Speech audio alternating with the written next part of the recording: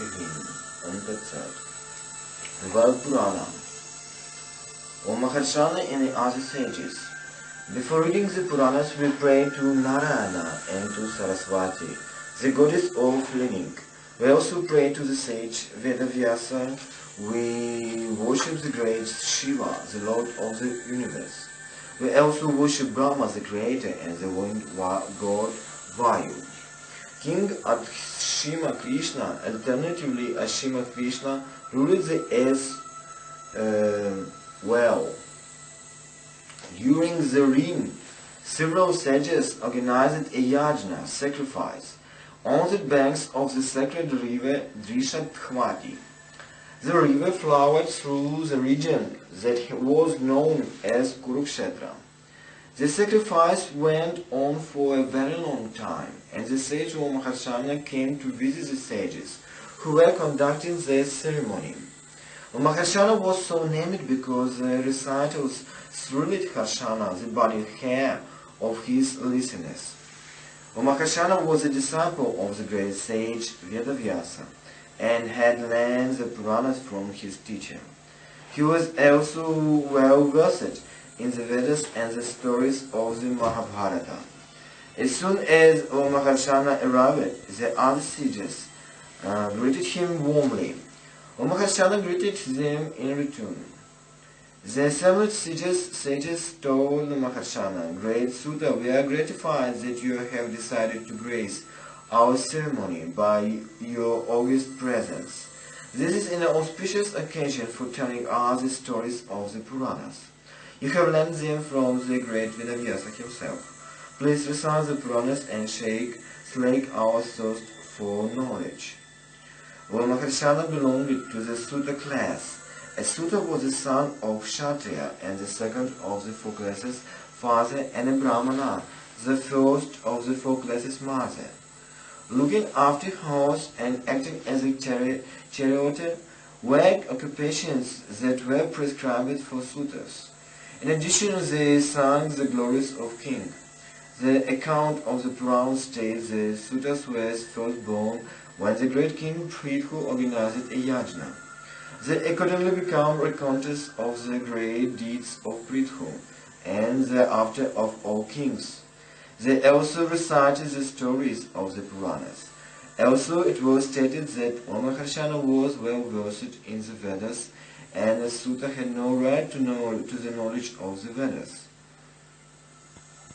"I am a Sutta," replied Maharshana. "It is therefore my duty to recite the Puranas. You have asked me to do that which is my duty. I shall gladly accede to your request." The ancestress Pitri had a daughter named Vasavi. She was cursed that she would be born as a fish. In some other accounts, it was the Apsara, dancer of heaven, named Adinatha, who was so cursed. This fish had a daughter. The daughter's name is not given in the Vayu Purana, but this was Satyavati. The great Vedavyasa was born as Satyavati's son.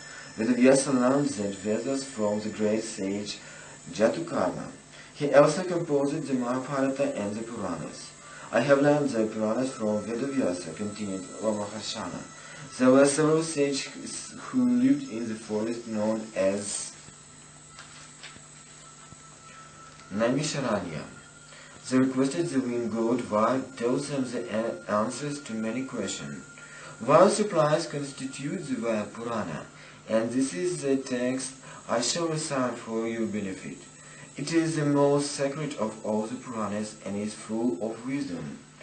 What is the business of Vayu reciting the Purana to the sages of Naimisharanya? Asked the assembled sages. We are not aware of it. Please tell us about it first." Maharshana complied. Naimisharanya forest is on the banks of river Gomati. It is now identified as Sitapur district of modern Uttar Pradesh. It is also the place where Suti recited the Mahabharata to assembled sages. At the time when King Purava used to rule the earth, many sages organized a yajna in Naimisharanya. The chief priest at the ceremony was Brihaspati, the preceptor of the god, and the ceremony went on for the 12 long years. When the ceremony was over, the wind god Vayu recited the Vayu Purana to the sages. In reciting the text, Mahashana began with the account of the creation. In the beginning there was nothing in the universe. The Brahman, the divine essence alone, was everywhere. The Brahman had neither color nor scan, it could not be felt or touched. It had no origin, no beginning, or no end.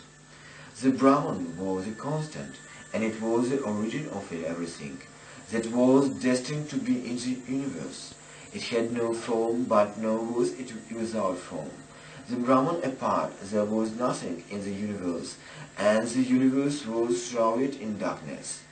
When it was the time for creation to begin, the Brahman divided itself into three. The first part became Brahma, the creator of the universe. The second part was Vishnu, the preserver of the universe. And the third part was Shiva, the destroyer. At the time of creation, water appeared in the universe, and the water was everywhere. In the water was created a golden Hiranya egg, Anda, and that floated like a gigantic bubble. Brahma was born inside the egg. Since Garbha means womb, Brahma came to be known as an Hiranya Garbha. Since he effectively created through himself Swayam, he also referred to as Swayambhu. Brahma had 4 faces. Also inside the egg were all the worlds, lokas, that would be created in embryonic form. There was there with its land, mountains, ocean and rivers, the moon, sun and the stars. The planets were there. Also present were gods, demons, humans and the other living beings who would be created. This was the original creation of the universe saga. But in the end of the one Brahma's days, a minute destruction takes place. The universe is once again flooded with water during Brahma's night. Brahma, Vishnu and Shiva are not, however, destroyed. Each of Brahma days is known as a kalpa, a cycle. Thus, a mini destruction takes place at the end of every kalpa, and a new day dawns for Brahma creation begins afresh. This periodical process of destruction, pravaya, and creation is known as pratisarga. The present kalpa is known as Varaha kalpa. What is the present kalpa known as the Varaha kalpa? Asked the sages. Mahashana told them the story of Vishnu's bow, Varaha incarnation. Varaha kalpa. At the end of the last kalpa, there was a destruction and the universe was flooded with the water. Vishnu slept on the water as long as the Brahma's nights lasted. Since Nara means water and Ayana means resting place, Vishnu is accordingly known as the Narayana. When Brahma's day dawned, we wished to embark on the process of creation. But where would the created beings live? There was no earth for them to live on. The earth had been submerged under the water. Vishnu therefore adopted the form of a huge bow, Varaha. The bow's body was as large as a mountain, and it had gigantic tusks that were exceedingly sharp. The eyes of the bow blazed like lightning, and its rods thundered like the clouds. And above Vishnu entered the water and began to search for the earth. He found the submerged earth and raised it up to its proper place on the tusk of the bow. The earth began to float on the water like a huge boat. Vishnu also leveled out parts of the earth. The mountains that had existed on earth in the early kalpa had been burned down by the fire that raged at the time of the destruction. Vishnu created new mountains. Because he did not move Chava, the mountains came to be known as Achava. And the since they had lies, Parva or ranges, they came to be known as Parvata. The land masses were also created. The creation of living beings could now begin, and since the creation of this kalpa took place after Vishnu bore incarnation, the cycle came to be called Varaha Kalpa.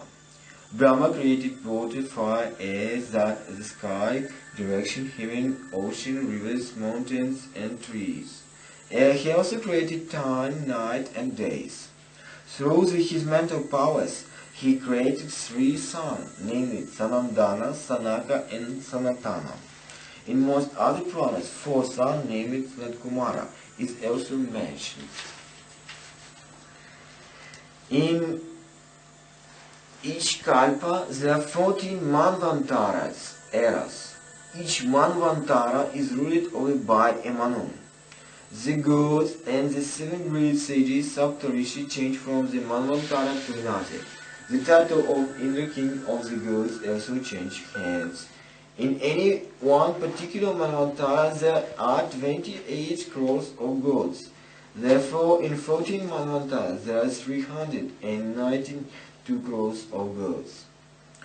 Yugas. There are roughly 71 Mahayugas in the manvantara, and Mahayuga lasts for 12,000 years of the gods and consists of 4 different eras or yugas: Satya Yuga or Krita Yuga, Treta Yuga, Dvapara Yuga, and Kali Yuga. Satya Yuga lasts for 4,000 years of the gods, Treta Yuga for 3,000, Dvapara Yuga for 2,000, and Kali Yuga for 1,000. This adds up to 12,000 years in the Mahayuga. Another 2,000 years are to be added for intervening periods between yugas. Hence a total of 12,000 years is a Mahayuga. In Satya Yuga, winter, summer, and monsoon were unknown. All individuals were equally handsome, equally prosperous, and equally happy. There was no concept of dharma, righteousness, or adharma, evil, since people were naturally righteous. There were no prescribed places where people lived. There were no cities or villages. People lived freely on the shores of the ocean, in the mountains. Root, fruits, or flowers did not grow. People lived on juice that came out of the bowls of the ass. The juice was so miraculous that old age and disease were unknown. Hatred and envy did not exist. There was nothing to be envious about, since all individuals were equal. Moreover, people had the mental power to summon up whatever objects they desired. There were no short age. As one moved from Satya Yuga to Treta Yuga, these mental powers that people possessed disappeared. The primary obsession of individuals of Satya Yuga was meditation, jnana. In Treta Yuga it became knowledge, jnana. The cloud appeared in the sky and it began to rain. This rain fostered the growth of various trees. People started to live on the fruits of these trees. The trees also provided barks and for clothing and honey. These trees were so wonderful that they were known as the kalpavrikshas. That is, they provided whatever it was that one desired. But as Treta Yuga progressed, people became evil and started to fight over the possession of these trees. Consequently, the trees began to wither away. It was then that habitations started to be built. Early there had been no fixed dwelling place for humans. Such habitations were built on mountains and near rivers. Villages and cities were constructed. It also became necessary to have units of measurement. The smallest unit of measurement was an anguli, a finger. 10 angulis made 1 pradesha. This signifies the length from the thumb to the extended index finger.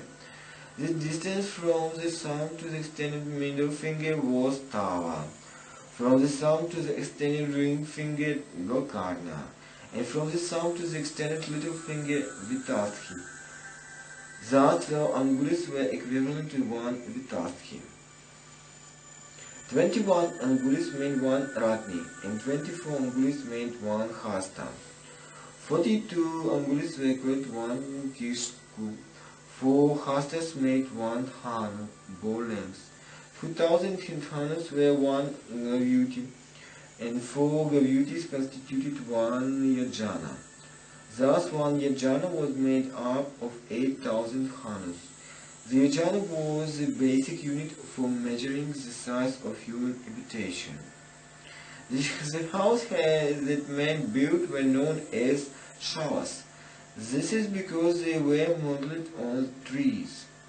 The branches of trees shakha spread out in all directions, since the houses spread out in the fashion.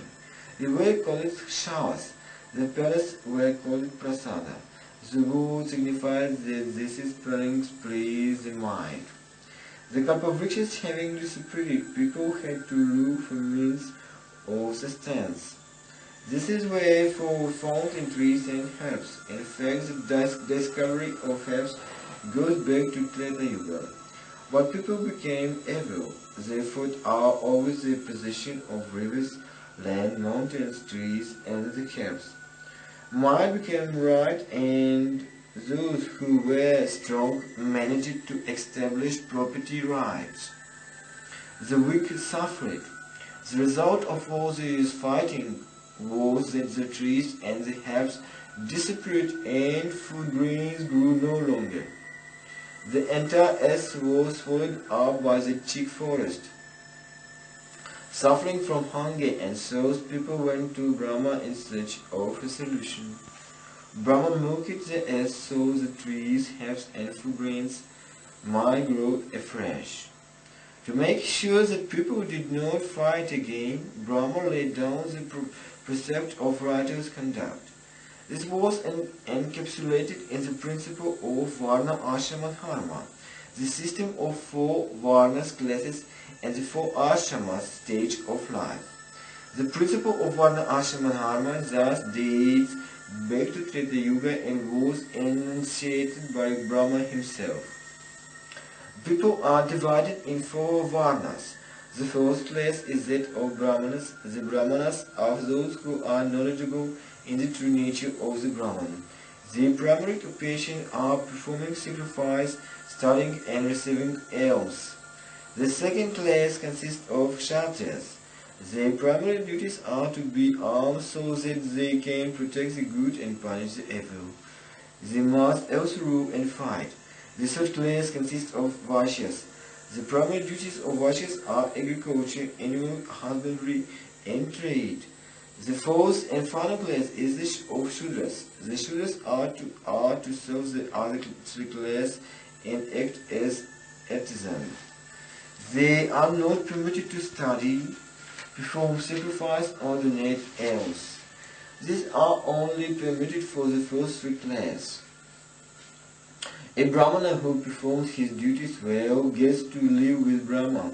Such a Kshatriya gets to live with Indra. Such a Vaishya with the gods and merits, Vayu. And such a Shudra with the Gandharvas, singer of hymns. Brahma also laid down the system of the 4 ashramas. The first one is the Brahmacharya, the second Grihastha, household stage, the third Vanaprastha, forest dwelling stage, and the first Sannyasa, hermithood. In the Brahmacharya stage, one has to study and serve one teacher, Guru, well. After this period is over, one is married and enters the householder stage. A householder has to perform sacrifice and serve his guest.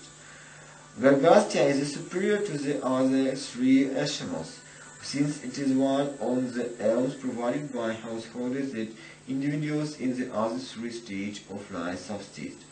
When the householder stage is over and one has had son, one enters Vanaprastha. Such a person retires to the forest and lives on fruits and roots. It is only when the mind is completely detached from material pursuit that one moves on the final stage of sannyasa. In discussing the yugas, the Puranas invariably categorize the eras of Kali Yuga. The Vayu Purana does not do this here but refers to it subsequently. Creation continued. From these mental powers, Brahma created 10 sons. Their names were Phrigu, Purvasya, Puvaha, Kratu, Angira, Marichi, Daksha, Atri, Vasishka, and Rudra. The first 9 became saints and were known as the original Brahmanas. To ensure that creation progressed, Brahma divided his own body in 2 halves. The male half was known as Svambhu Manu, and the female half was known as the Shatarupa. These 2 married and had 2 sons named Priyavrata and Uttanapada. They also had 2 daughters named Akuti and Prasuti. Prasuti married Daksha and they had 24 daughters. The Purana shows some inconsistency about the number of Daksha's daughters. The number is sometimes 24, sometimes 50, and sometimes 16. Prasuti sometimes occurs in the name of Asikli, as in the Vishnu Purana or later in the Vayu Purana itself. These 24 daughters became the mothers of all living beings. 13 of the daughters were married to Dharma. Dharma's name was not figured early, but he was also one of Brahma's sons created through mental powers. Of the remaining 11 daughters, Sati was married to Shiva Rudra, Hyati to Prigu, Sambhuti to Marichi, Smriti to Angira, Priti to Puvasya, Shama to Puvahu, Sanati to Kratu, Anasuya to Atri, Ujja to Vasishka, Svaha to Agni, and Svadha to the ancestors, Pitris.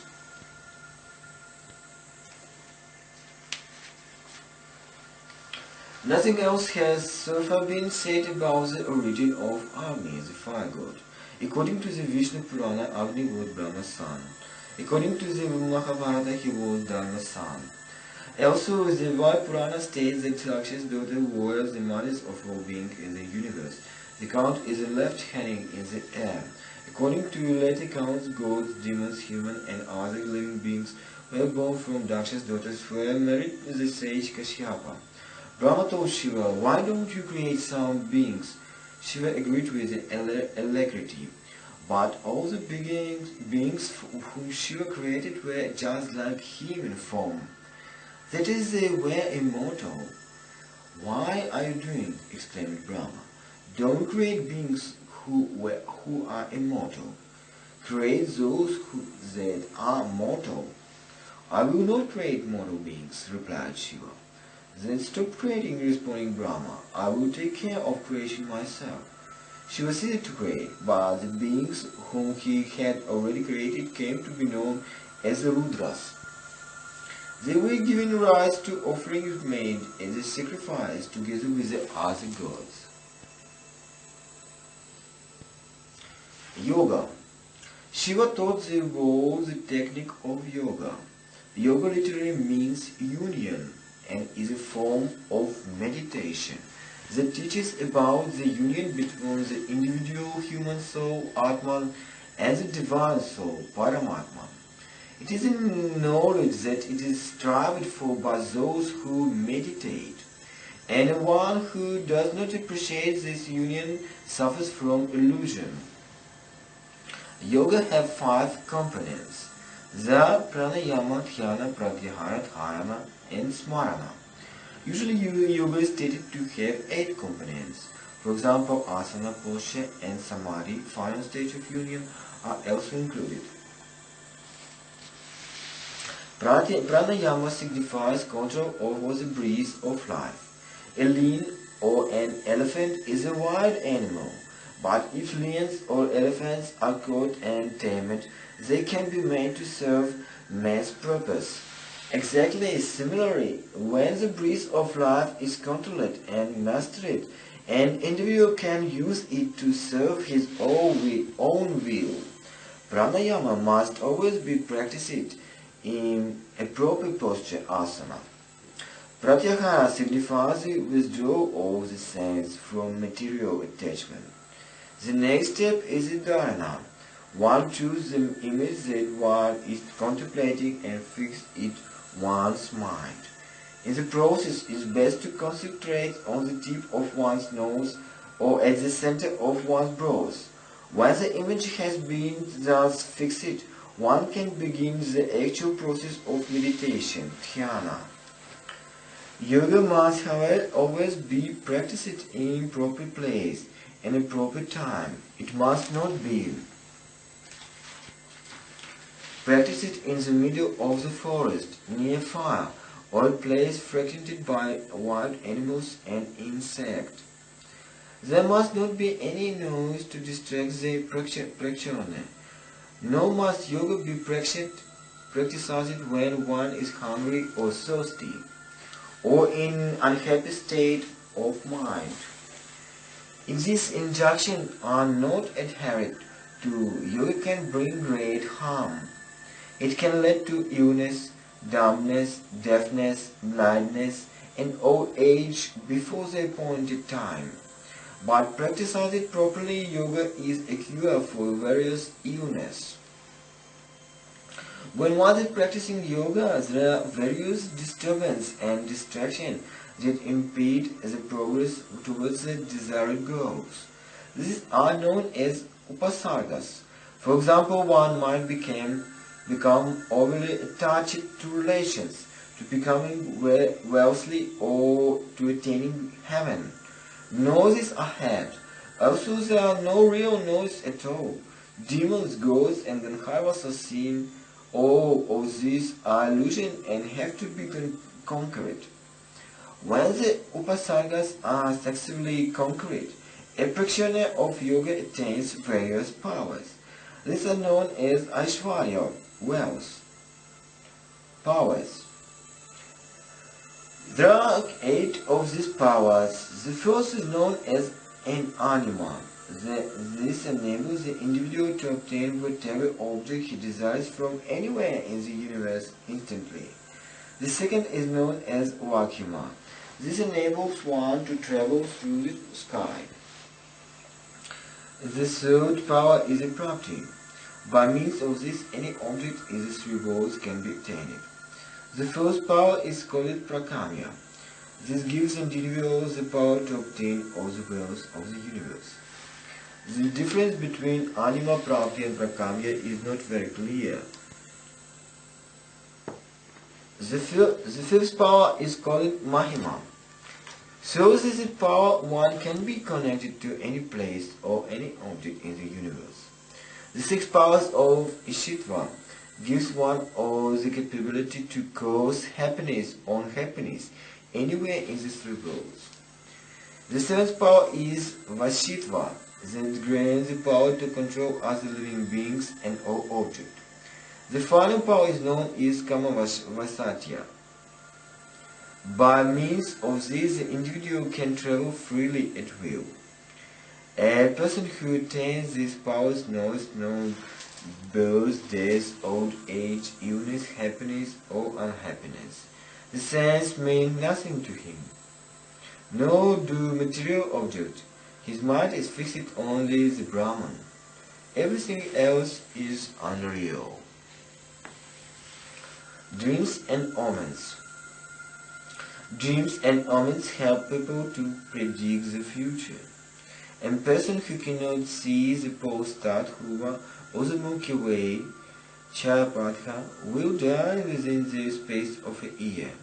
If the sun seems to be fated to you, you will not live for more than 11 months. If a person who dreams of vomiting gold or silver is not destined to live for more than 10 months. If one's footmarks on dust or mold are not complete, one will die within 7 months. In a vulture, a crow or dog alights on your head, that is the reason for sorrow. That means that you will die within 6 months. A person whose reflection is distorted, or person who is suddenly surrounded by a cloud of dust, will live for 4 or 5 months at the most. If one sees lightning, also there are no clouds in the sky, or if one sees a rainbow in the water, the indicated lifespan is merely of 2 or 3 months. If a person sees that his reflection has a several head, he will live for only 1 month. A person who reeks on the smell of dead bodies has but a fortnight to live. If you find that your feet are dry after taking a bath, This is the reason for great sorrow. That means that you will die within a space of 10 days. The implications are the same if you find a state the smoke billows out of your head. A person whose thirst is never slaked will die very soon. This is also imminent for a dreamer who dreams of traveling southwards in a chariot drawn by beasts of monkeys. The connotation is the same if one dreams of traveling southwards accompanied by singing women dressed in black. Death is nigh if one dreams that one is wearing black clothes with holes in them. 10 days of life is all that is left if one dreams of ashes, gold hair or dried rivers. It is a bad omen if jackals follow one around and stroke of down. Death will come soon, as it will if you tease chatter after having a bath. When a lamp is extinguished, a burnt smell lingers in the air. If you cannot smell this, you will not live for long. Other bad omens which signal the end of life are the following. Seeing a rainbow at night, failing to see one's own reflection in the pupil or another person's eye, continuous watering from one eye, a rough and blackening tongue, deafness and blindness. There are several other bad omens. It is not the case that these bad dreams and bad omens can be countered. The best way to counteract this is the influence is to change the mantra incarnation Om.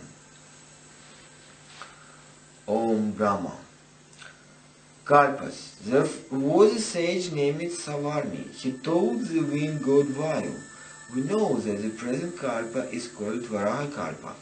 But how long is a Kalpa? And what is the various other Kalpas?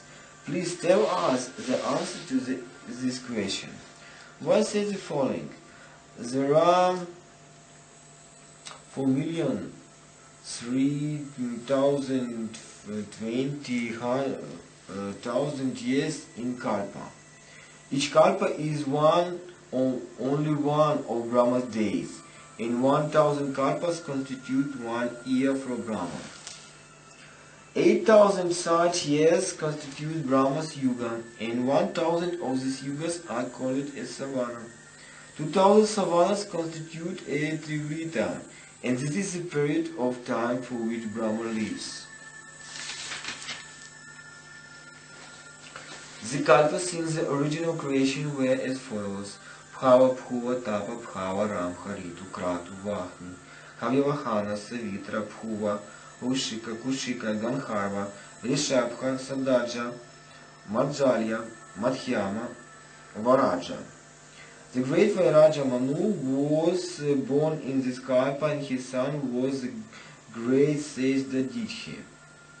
20. Nishada. The race of Rishadas hunters were created during this period.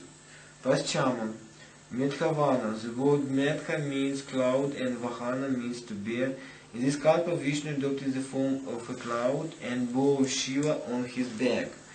It is thus that the Kalpa received its name. Chintaka, Akuti, Vijnati, Mana, Bhava, Vrihat, Shvetavahita, Rakta, Pitavasa, Sita, Krishna, Vishvarupa.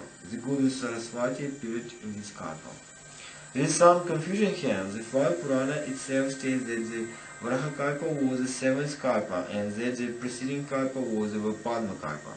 If these names do not occur in the above list, very few Puranas gives list of the Kalpas. In that sense, the Vayu Purana is an exception.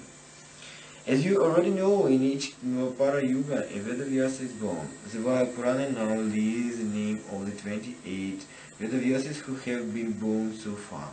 We will not reproduce this list as many other Puranas also give it.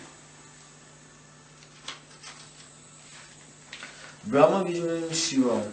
At the end of the last Kalpa, there was minor destruction and the world was flooded with water. Vishnu alone slept on this water, balanced on the hood of the great snake, Ananta. Ananta's story is given in other Puranas, like the Kalika Purana and Vishnu Purana. He is also referred to the Sheshanaga snake and was the son of Kadru and the sage Kashyapa. He obtained from Brahma the boon that he would hold up the earth on his 1,000 hooves. While Vishnu was thus sleeping, a lotus protruded from his navel. It was a huge lotus and extended for 100 yojanas, and it shone with radiance. Vishnu began to play with the lotus. While Vishnu was thus playing, Brahma arrived. "Who are you, and why are you sleeping on this water?" asked Brahma. "I am Vishnu, and I am the Lord of the everything," replied Vishnu. "But who are you, and why are you going?" "How can you be the Lord of everything?" asked Brahma. "I am the Lord of everything that is in the universe. Everything that will be there in the universe is already there inside my stomach. If you don't believe me, why don't you enter my stomach and see for yourself?" Vishnu's curiosity was stirred, and he entered Brahma's stomach. Inside the stomach he was greatly surprised to find all the gold that would be there in the universe. The mountains and the ocean were all there. So were all the living beings who would be created. Vishnu spent 1,000 years inside Brahma's stomach, marveled at these wonders. But he could find neither the end nor the beginning of Brahma's stomach. He finally made his exit through Brahma's mouth. Vishnu told Brahma, "I bow down before you. You are indeed the Lord of everything. There are many marvels that I saw inside your stomach. Many other gods that are there, but I can also rival you. Why don't you enter my stomach? I can show you many gods there." Brahma entered Vishnu's stomach and saw many gods there. As Vishnu had promised, Brahma spent several years inside the stomach, but could find neither its end nor its beginning. Meanwhile, Vishnu had closed all the exit from his body, and Brahma could find no way of coming out.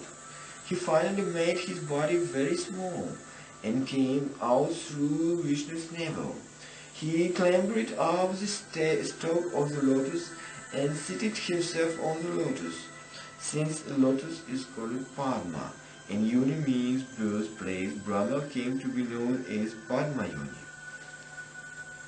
While all this was going on, Shiva arrived on the scene.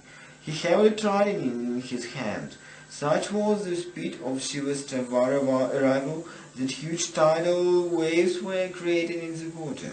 Strong winds started to blow.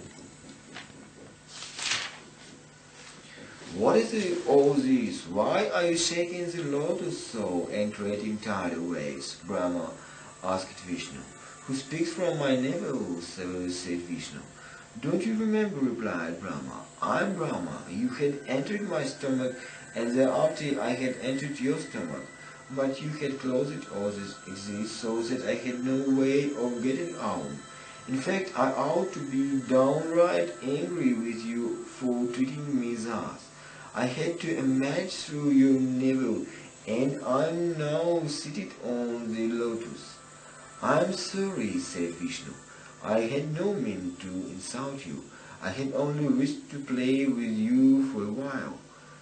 Let us not be friends, and as a token of your friendship, please grant me the boon that you will henceforth be known as my son." "I agree," replied Brahma. "At first I thought that you were shaking the lotus and creating these tidal waves in the water. But now I see that there is another creature who is advancing towards. His visage is terrible. He has 10 arms and he holds a trident. Who is this demon?" Vishnu told Brahma that this was none other than Shiva, the destroyer, and that the two of them should pray to Shiva. But Brahma flatly refused to do this. He would not acknowledge Shiva as a superior. Vishnu's persuasion, however, bore fruit, and both Brahma and Vishnu started to pray to Shiva. "What can I do for you?" asked Shiva. "What boon do you desire?" "I am sorry that I doubt you," replied Brahma. "Please forgive me. And as a token of your pardon, please grant me the boon that you will be born as my son." Shiva gladly granted this boon.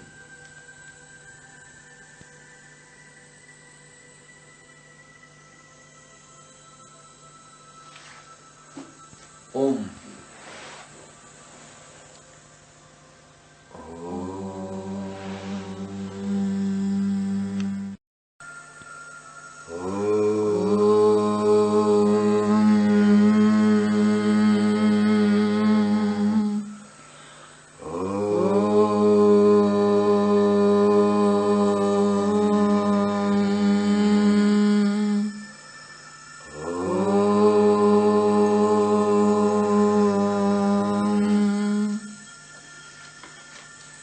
Vayu Purana. Madhu Kritabha. After Shiva had left, two brothers named Madhu and Kritabha appeared. They were demons. The Vayu Purana does not tell us where these two demons came from. According to the Kalika Purana, they emerged from Vishnu's ears while he slept. One of the demons wished to eat honey, Madhu, as soon as he was born, and thus came to be known as Madhu. The other demon looked at the insect Kita and thus came to be known as Kaitapha. Madhu and Kaitapha wrought havoc. They destroyed the petals of the lotus. Next, they tried to eat up Brahma himself. Vishnu had gone back to sleep again and Brahma woke him up. "Please rescue me from these demons," Brahma told Vishnu. Vishnu created two beings from his mouth. This is well known as Vishnu. The two Vishnus cause some confusion. And Vishnu and Vishnu, the original one, instructed them to destroy the demons. The being Vishnu killed Kaitapha and Vishnu killed Madhu. But it took 100 years for the demons to be killed. The fat from the dead bodies of the demons formed the ass. That is the reason why the ass is known as Medini. Rudra. You will remember that Shiva had granted Brahma the boon that he would be born as Brahma's son. To ensure this indeed happened, Brahma began to perform very difficult tapasya, meditation. But despite all this meditation, nothing happened. This failure greatly angered Brahma, and he started to cry. As soon as these teardrops fell on the ground, poisonous snakes were born from the teeth. This saddened Brahma even more, since unclean creatures had been born as a result of his tapasya. Brahma was so miserable that he fell down unconsciousness and died. As soon as Brahma died, 11 beings emerged from Brahma's body. They started to cry as soon as they emerged. The word Rud means to cry, and these beings came to be known as the Rudras. The Rudras revived Brahma. The usual account, such as in the Vishnu Purana or the Padma Purana, is slightly different. There was no question of Brahma's dying, and only one being named Rudra was born. He began to cry as he did not have a name. Brahma accordingly gave the boy 7 different names. To return to the account of the Vayu Purana, Brahma realized that Shiva had been born as his son in the form of these 11 Rudras and was happy. After having given the above account, the Vayu Purana immediately contradicts itself. It now recounts the more usual story as follows. Shiva had promised Brahma that he would be born as Brahma's son. To achieve this aim, Brahma started to meditate. While he was meditating, a son suddenly appeared on his lap and began to cry. "Why are you crying?" asked Brahma. "Because I don't have a name," replied the boy. "I will give you a name," said Brahma. "Because you have cried, you will be known as Rudra." But the boy continued to cry, and it turned out that he wanted a second name. This went on for 7 times. Rudra was accordingly given the name Baba, Shiva, Pashupati, Ishana, Bhima, Ugra and Mahadeva. These names differ slightly from the names given in Vishnu Purana and the Padma Purana. Where will I live? Asked Rudra. Brahma told him that in his 8 different forms he would live in the sun, the earth, the water, the fire, the air, the sky, the bodies of Brahmanas and the moon. The descendant of Phrigu. The sage Phrigu married Khyati, Daksha's daughter. Phrigu and Khyati had 2 sons named Hata and Vidhata. These 2 were gods. Vidhata is also one of Brahma's names. Phrigu and Khyati's daughter was Lakshmi, the goddess of wealth and prosperity. Thereby hangs a tale not recounted in the Vayu Purana. Lakshmi was cursed by the sage Durvasa that she would be immersed in the ocean. She emerged from the waters when the ocean was turning. Samudra Mathana.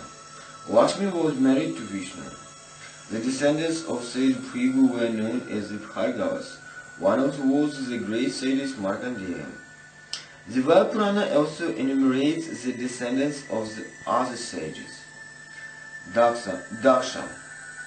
You will remember that Daksha's daughter Sati was married to Shiva.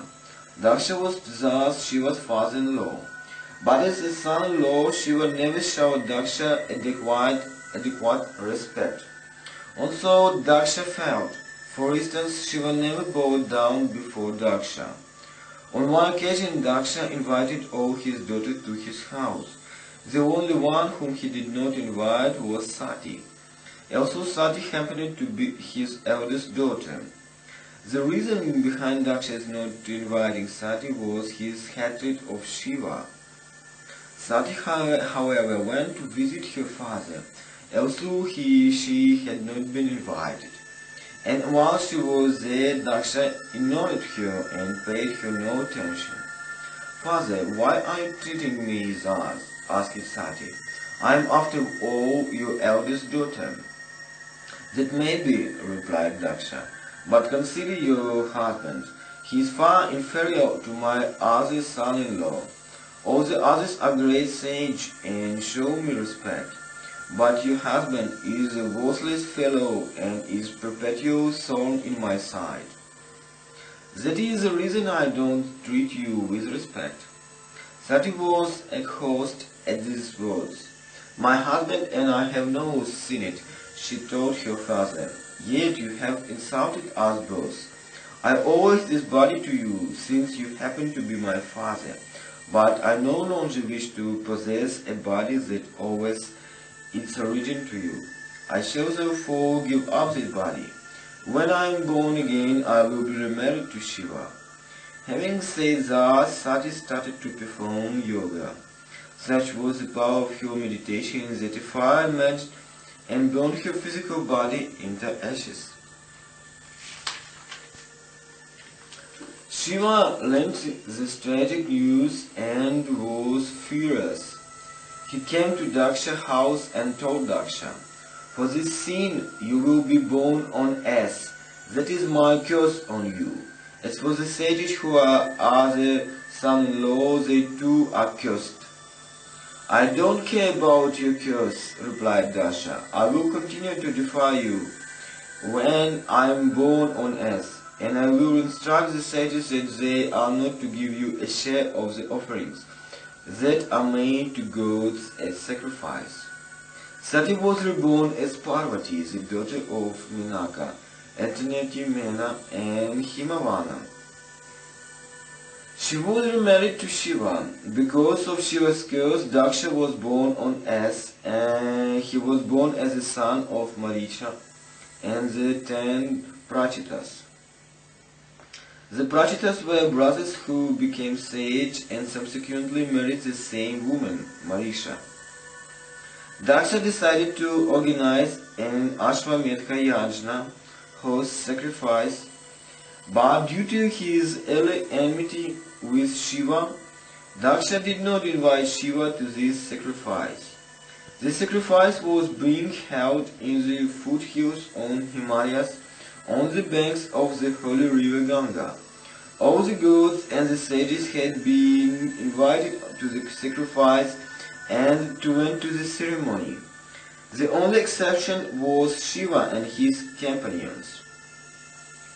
There was a sage named Adinatha, alternatively Dadichi. He protested to Daksha that a sacrifice should not be held in Shiva's absence. Such a sacrifice had no sanctity, but Daksha would not listen to the Adinatha. The sage therefore stated that he would not take any further part in the yajna. Moreover, he assured Daksha that the sacrifice was doomed to be a failure. Shiva and Parvati were seated on Mount Kailasa, and they noticed all the Vimana space the house traveling through the sky. The gods and their wives resplendently seated. "Where are all these gods going?" asked Parvati. "Daksha is performing a yajna and they are going to attend the sacrifice," replied Shiva. "Why have you not gone?" demanded Parvati. "It must be that you have not been invited. But how is that possible? How will there be a sacrifice without you having been invited? You are superior to all the other gods. Please do something to ensure that you do get your share of the offerings." Shiva's Rapan created a demon from his mouth. The demon's name was Virabhadra. He had 1,000 heads, 1,000 arms, and 1,000 feet. Numerous were the weapons that he held in his hands. His fiery visage blazed like the sun itself, and his form rose way up into the sky. Virabhadra bowed before Shiva and asked, "What are my orders?" "Go and destroy Daksha Yajna," was the reply. Virabhadra left for the sacrifice. He created several other demons who would aid him in the task of destruction. Parvati also created a goddess out of her own body to act as Virabhadra's companion. This goddess was named Bhadrakali. This army trooped to Daksha's house and proceeded to destroy everything there. The mountain shook and trembled with their roars. The gods and the sage who had come to attend the sacrifice did not know what could be done. They merely stood there and were thrashed. The offerings that had been piled up for the sacrifice were scattered here and there by Virabhadra and his companions. The scaffoldings that had been erected were smashed. Daksha tried to run away, but Virabhadra grabbed him and beheaded him with a slice of his sword. Brahma and the other gods started to pray to Virabhadra and his companions. "Who are you?" they asked. "Whoever are you, please to be pacified. Please listen to our prayers and spare us." "Don't pray to me," replied Virabhadra. "I am merely an instrument of the great Shiva. If you must pray, pray to Shiva himself." The gods and the sages started to pray to Shiva. Pleased by their prayers, Shiva appeared, and the things arrived. He restored their surroundings to what they used to be before. Virabhadra's destruction began. Shiva also revived Daksha, and Daksha too started to pray to him. Shiva obtained his due respect. The account given above does occur in other Puranas, but differs in the essential elements from the more common account. The more common account is, for example, given in Bhagavata Purana. As per the common account, Daksha did not invite Shiva to the yajna that he was performing while Sati was still alive. Sati went uninvited to this ceremony and was then insulted by his father. Unable to bear this insult, she immolated herself. It was the news of Sati's death that moved Shiva to destroy the ceremony. The destruction accordingly took place at the same time as Sati's death and the March before Parvati was reborn. Swayambhu Manu had two sons named Priyavrata and Uttanapada. Priyavrata had 100 sons. 10 of these were named Adinatha, Vapushma, Medha, Vibhu, Jyotismana, Beautymana, Havya, Savana, and Sarva. Most Purana simply states that Priyavrata had 10 sons. The name of the son as per others Puranas don't not entirely agree with those given in the Vayu Purana. When Priyavrata decided to retire to the forest, he divided up his kingdom among 7 of his sons. Since Priyavrata had ruled over the entire earth, this is how the earth came to be divided into seven regions, Dvipas. Adinatha inherited Jambudvipa, Medhatithi Puakshadvipa, Vapukshmana Shamaridvipa, Jyotismana Kushadvipa, Dyutimana Kraumchadvipa, Havya Shakadvipa, and Savana Pushkaradvipa. Adinatha, the ruler of Jambudvipa, had 9 sons. The names were Nabhi, Kimpurusha, Hai, Ivavrita, Ramya, Harinmana, Kuru, Kadrashva, and Ketumala. The 6th son is invariably referred to the Hiranmana rather than Harinmana in the other Puranas. When it became time for Adinatha to retire to the forest, he divided Jambudvipa among his 9 sons. Nabhi inherited the region that lies to the south of the Himalayas. This is the region that subsequently came to be known as Bharatavarsha. Kimpurusha received Himakuta Varsha, Harinashada Varsha, Ramya Niva Varsha, Harinmana Shveta Varsha, Khadra Varsha, Malyavanava Varsha, and Ketumavan Ganhamadana Varsha. Ivavrita inherited the region around Mount Shumero, and Kuru the region to the north of Mount Shingavavana. To tune to the Vayu Purana, Nabhi had a son named Rishabha, and Rishabha's son was Bharata. It was after Bharata that the region which Nabhi ruled over came to be known as Bharatavarsha.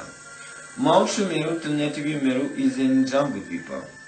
This has a very high altitude, and gold can be found in abundance there. The eastern slope of the peak is white and associated with Brahmanas. The northern slope is red and is associated with Kshatriyas. The southern slope is yellow and is associated with Vaishyas. The western slope is greyish and is associated with Shudras. You will remember that Brahmas appears from a lotus flower. Meru was formed out of the stalk of his flower. It is impossible to describe Mount Shumero. The various sages who have attempted to describe it don't agree in their descriptions. This is because each sage saw and thus described only one part of the peak. The sage actually described it as possessing 100 angles. The sage Phrigu maintains that it had 1,000 angles. The sage Savarni thought it was octagonal. The sage Phaguri description suggests that it has the shape of a quadrilateral. The sage Varshyani meant that it was shapeless as the ocean. The sage Kashtuki described it as circular, and the sage Gargya said that it has the shape of woman's braided hair. It is only the great Brahma who can describe Mount Shumero adequately. But it is known that there are many beautiful valleys in the region surrounding the peak. These valleys have ponds with limpid water, and lotuses bloom in thousands in these ponds. There are also many palaces with bejeweled pillars and golden gates. There are landing strips where the women's space vehicles of the gods can descend. Apart from the palace, there are several hermitages frequented by the sage. But most wondrous of all is the Brahma's famous assembly hall, located atop Mount Shumero. This assembly hall is known as Manavati. The Vayu Purana now describes the mountains, rivers, ponds and valleys belonging to the different vasas. This we will gloss over and concentrate only on the description of Bharatavarsha. Bharatavarsha is bounded by the Himalayas to the north and by the ocean to the south. Bharatavarsha is divided into 9 regions, Dvipas. The name of these regions are Indradvipa, Kashurumanan, Tamraparni, Gabhastimana, Nagadvipa, Saumya, Gandharva and Varuna. This adds up to 8. This 9th region is in inland that is surrounded by the ocean on all sides. It is not very easy to travel from one region of Bharatavarsha to another. The transportation problems are enormous. The southern tip of Bharatavarsha is known as Kumarika, Cape Kamarin of Kanyakumari. Beyond the boundaries of Bharatavarsha lives the disbelievers, that is who has disbelieved in Vedas. To the east live Kiratas and to the west live Yavanas. Bharatavarsha proper is populated by Brahmanas, Kshatriyas, Vaishyas and Shudras. There are 7 major mountain ranges in Bharatavarsha. These are known as Mahendra, Mavaya, Sakya, Shaktimana, Riksha, Vindhya and Paripatra. There are several other minor ranges amongst which are Mandara and Raivataka. Rivers abound in the region owing their source to the mountains. The rivers Ganga, Sindhu, Indus, Saraswati, Shatadru, Chandrabhaga, Yamuna, Sarayu, Iravati, Ravi, Vitasta, Vipasha, Devika, Kuhu, Gamati, Bhuta Papa, Vahuda, Drishtathvati, Kushiki, Tritya, Gandhaki, Nishira, Ikshu and Vahita originate from the foothills of the Himalayas. The rivers Vedashruti, Vedavati, Vritragni, Varnasha, Vandana, Satira, Mahati, Para, Sharmanvati, Vidisha, Vetravati, Shipra, and Avanti originate out of the Paripatra range. The rivers Shrona, Narmada, Mandakini, Dasharna, Chitrakuta, Tamasa, Pipava, Shroni, Karatoya, Pishashika, Nivotpava, Jambua, Vahini, Siterajna, Shuktimati, Makruna, and Tridiva originate from the Riksha range. Tapi, Payoshni, Nirvindya, Badra, Nishadha, Venva, Vaitarani, Shitivahu, Kumutkhvati, Toya, Mahagauri, Durga, and Antashiva are rivers that over their source in the Vindhya range. From the Sakya range there originates the rivers Gandavari, Bhimaradhi, Krishna, Veni, Vanyuva, Tungabhadra, Supra, Yaga, and Kaveri. From the Mavaya range originates the rivers Kritamava, Tamravarni, Pushpapajati, and Utpavavati.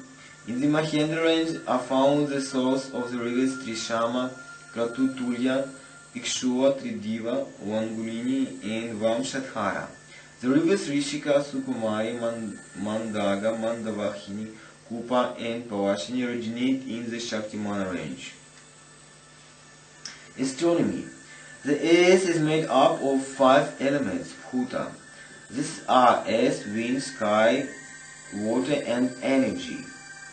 There are 7 regions in the underworld, Patala. This is known as Atava, Sutava, Vitava, Gabhastava, Mahatava, Shitava, and Patatava.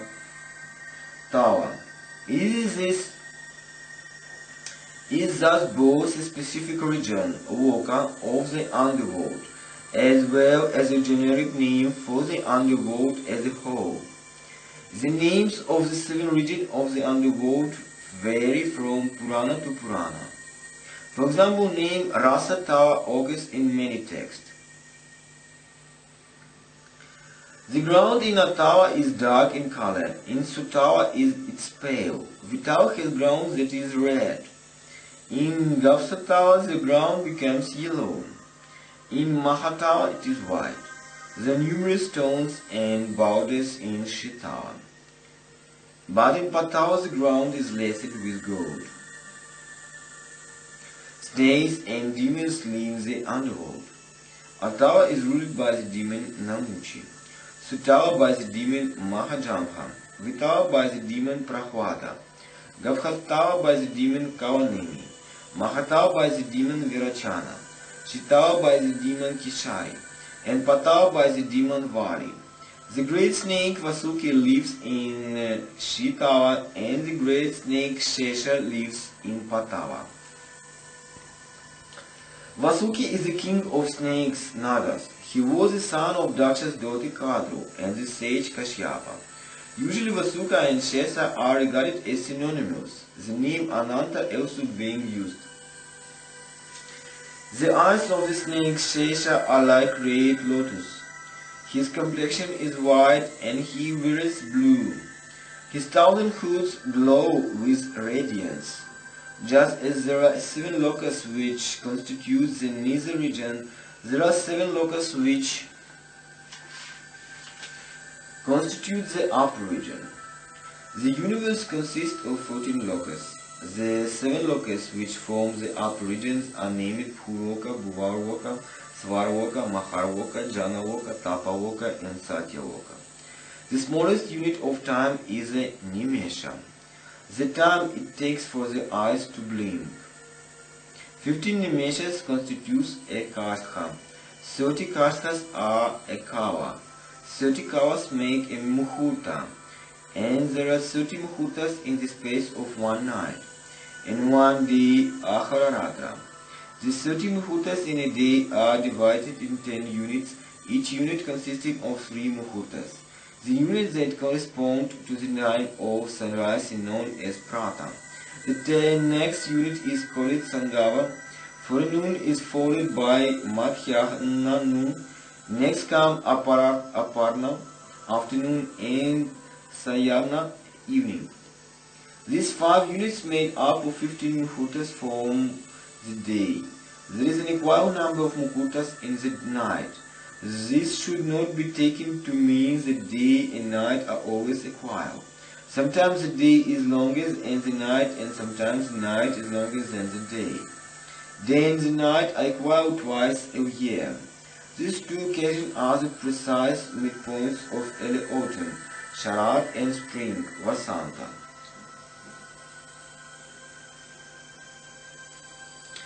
15 days make up one Paksha, and there are 2 Pakshas in every Masha month. 2 Masas form a Ritu season, and 3 Ritus are called an Ayana. There are therefore 2 Ayanas in every Varsha year. The months Marka, Valfalguna, Chaitra, Vaksha, Jyeshtha, and Ashada are referred to as Uttarayana. Correspondingly, the months Shravana, Bhadra, Shvina, Kartika, Agrahayana, and Pusha are referred to the Dakshinayana. You will remember that Swambhu Manu had 2 sons named Uttanapada in Priyavrata. Priyavrata's descendants have already been mentioned. Uttanapada had a son named Dhruva. Dhruva pleased Vishnu through his tapasya and obtained the boon that a place would be reserved for him in the sky. The story of Dhruva's tapasya is recounted in several Puranas such as the Vishnu Purana. Dhruva becomes the pole star. This is in a constellation of Shishumara. The moon, the sun, the planets, the stars all revolve around Dhruva. The sun's chariot is made of gold and is drawn by 7 horses. These horses are named Gayatri, Trishtupa, Anushtupa, Jagati, Pamti, Vrihati, and Ushnika. There are 12 Adityas, in which months 2 Adityas, 2 sages, 2 Gandharvas, 2 Apsaras, and 2 Rakshasas ride on the sun chariot together with the sun. This is as follows. The month Chaitra and Vaishika, the Adityas Dahata and Yama, the sage Puvatya and Puvaha, the Gandharvas Tumburu and Narada, the Apsaras Kratustkhava and Punjikakhatkhava, and the Rakshasas Heti and Praheti. The months Jyeshka and Ashada, the Adityas Mitra and Varuna, the sages Atri and Vasishka, the Ganharvas Haha and Huhu, the Apsaras Minaka and Sahajanya, and the Rakshasas Prushya and Vadha, the monks Shravana and Bhadra, the Adityas Indra and Vivashvana, the sages Angira and Krigu, the Ganharvas Vishvavasu and Ugrasena, the Apsaras Pramauchha and Nivacha, and the Rakshasas Vyakra and Shveta, the monks Ashvina and Kartika, the Adityas Parjnya and Pusha, the sage Bharadvaja and Gautama, the Ganharvas Vishvavasu and Surabhi, the Apsaras Vishvachi and Hitachi, and the Rakshasas Apa and Vata. The monks Agrahanya and Pusha, the Aditya Samsha and Bhaga, the sage Kashyapa and Ritu, the Ganharvas Chitrasena and Urna, the Apsaras Urvasha and Viprachiti, and the Rakshasas Vidyut and Sfuna, the monks Makha and Falguna, the Adityas Tvasta and Jishnu, the sages Jamadagni and Vishwamitra, the Ganharvas Hitaraksha and Suryavarsha, the Apsaras Tivatama and Ramha, and the Rakshasas Brahmapeta and Yajnapeta. The moon's chariot is drawn by 10 horses. These horses are named Yayu, Trimana, Visha, Raji, Bhava, Vasa, Turanya, Hamsa, Vyomi, and Mriga. Buddha's Mercury chariot is drawn by 8 horses, Shukra's Venus by 10, Mangala's Mars by 8, and Brihaspati, Jupiter's and Shani, Saturn is also by 8. Shiva's blue throat. Many years ago in Satya Yuga, the sage Vasishka met Kartikeya, the son of Shiva and Parvati. Having worshipped Kartikeya, the sage said, "Please tell me how Shiva's throat came to be blue." "I do know the answer and I will satisfy your curiosity," replied Kartikeya. "I was once on Mount Kailasa sleeping on my mother's lap. I had my mother, Parvati, ask my father how his throat came to be blue. And I will relate to you Shiva's reply. The gods and the demons one got together and decided to channel the ocean, Samudra Mathana. The gods and the demons were desirous of obtaining the Amrita, a life-giving drink that was expected to emerge as a result of the churning of the ocean. But when the churning began, some terrible poison came out, and the gods and the demons were despondent at the sight of this poison, since they thought that it would destroy them all. They therefore fled to Brahma for protection. "Why are you so despondent?" asked Brahma. "A terrible poison named Kalakuta has emerged as a result of the churning of the ocean," replied the gods and the demons. "It is threatening to destroy the entire universe. It has even turned the great Vishnu's complexion black. The only solution is to pray to Shiva," said Brahma. "He alone can deliver us from the effects of the terrible poison." Brahma and the other gods started to pray to Shiva. Shiva was pleased at this praise and appeared. He swallowed up the poison, but such was the strength of poison that made Shiva's throat blue. The word Niva means blue and Kankha means throat. Since Shiva became blue of throat, even since that day he has been known as Nivakankha. Vedavyasa. The sage requested to Mahashana, "Please tell us how the sacred Vedas came to be divided." Mahashana recounted the following story. When Dvapara Yuga arrived, Brahma noticed that people were becoming evil. When were no longer paying sufficient attention to the Vedas, they were gradually deviated from the righteous path. Brahma decided that the Vedas needed to be divided so that their wisdom might be disseminated amongst people. Brahma accordingly instructed Krishna, Dvapara, Vedavyasa to divide the Vedas into the 4 parts. Vedavyasa had 5 disciples. These were Jaimini, Sumantu, Vaishnava, Payana, Pava, and Mahashana. The 4 parts into which the Vedas were divided were known as the Rig Veda, Samaveda, the Yajurveda, and the Atharva Veda. Pava was taught the Rig Veda. Jaminis the Samaveda, Vaishpayanam the Yajurveda, and Sumantu the Atharvaveda. As for me, continued Maharshana, the great Vedavyasa taught me the Puranas. Power passed out on what he had learned to the sages Indramati, Indrapramati, and Vashkalim. They were Pava's disciple. Indrapramati's disciple was Markandeya. From Markandeya the knowledge passed successively to Satyashrava, Satyahita, Satyarata, and Satyashri. Satyashri has three disciples named Shakarya, Radhitara, and Bharadvaja. Shakarya was so proud that his vanity led to his destruction at the time of King Janaka's horse sacrifice. Said Maharshana, we don't know the story, responded the sages. What is the horse sacrifice that you are talking about? Please tell us the story. That is the story that Maharshana told. King Janaka organized an Ashramesha yajna, horse sacrifice. People came from far and near to attend the ceremony, and numerous were the sages who graced the occasion with their presence. King Janaka began to wonder if there was any way of finding out who was the best among all the assembled sages. He devised a plan. Janaka decided to donate 1,000 head of cattle, 1,000 gold pieces, many villages, and several servants.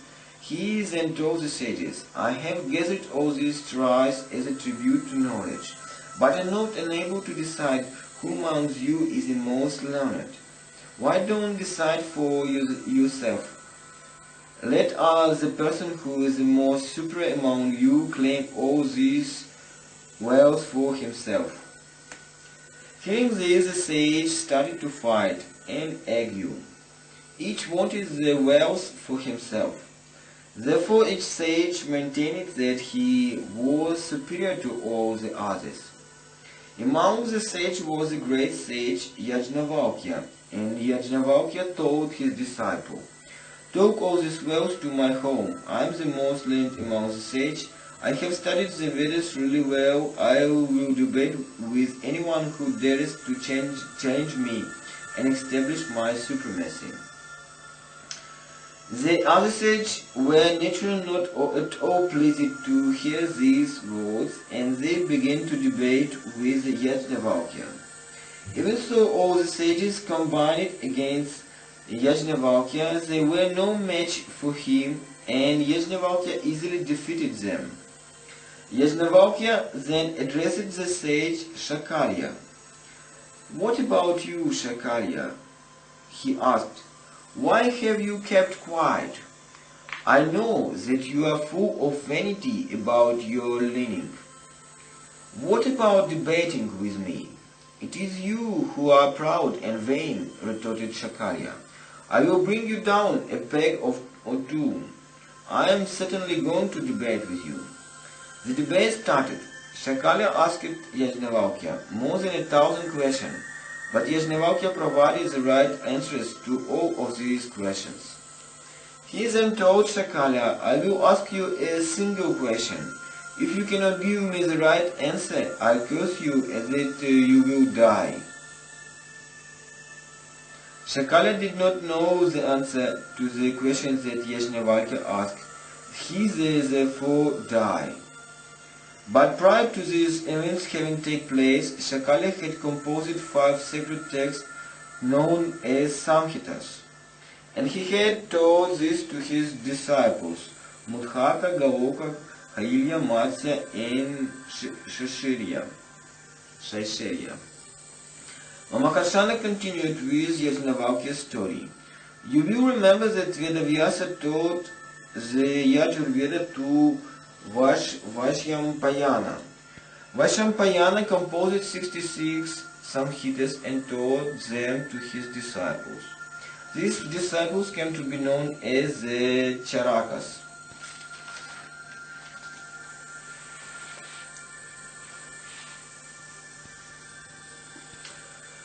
Why did this disciple come to be known as the Charakas? The sage asked to Maharshana. Well, Maharshana recited the following story.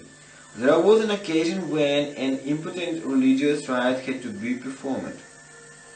All the sages agreed to meet on Mount Sumeru so that they might decide on the modus operandi for observing this religious rite.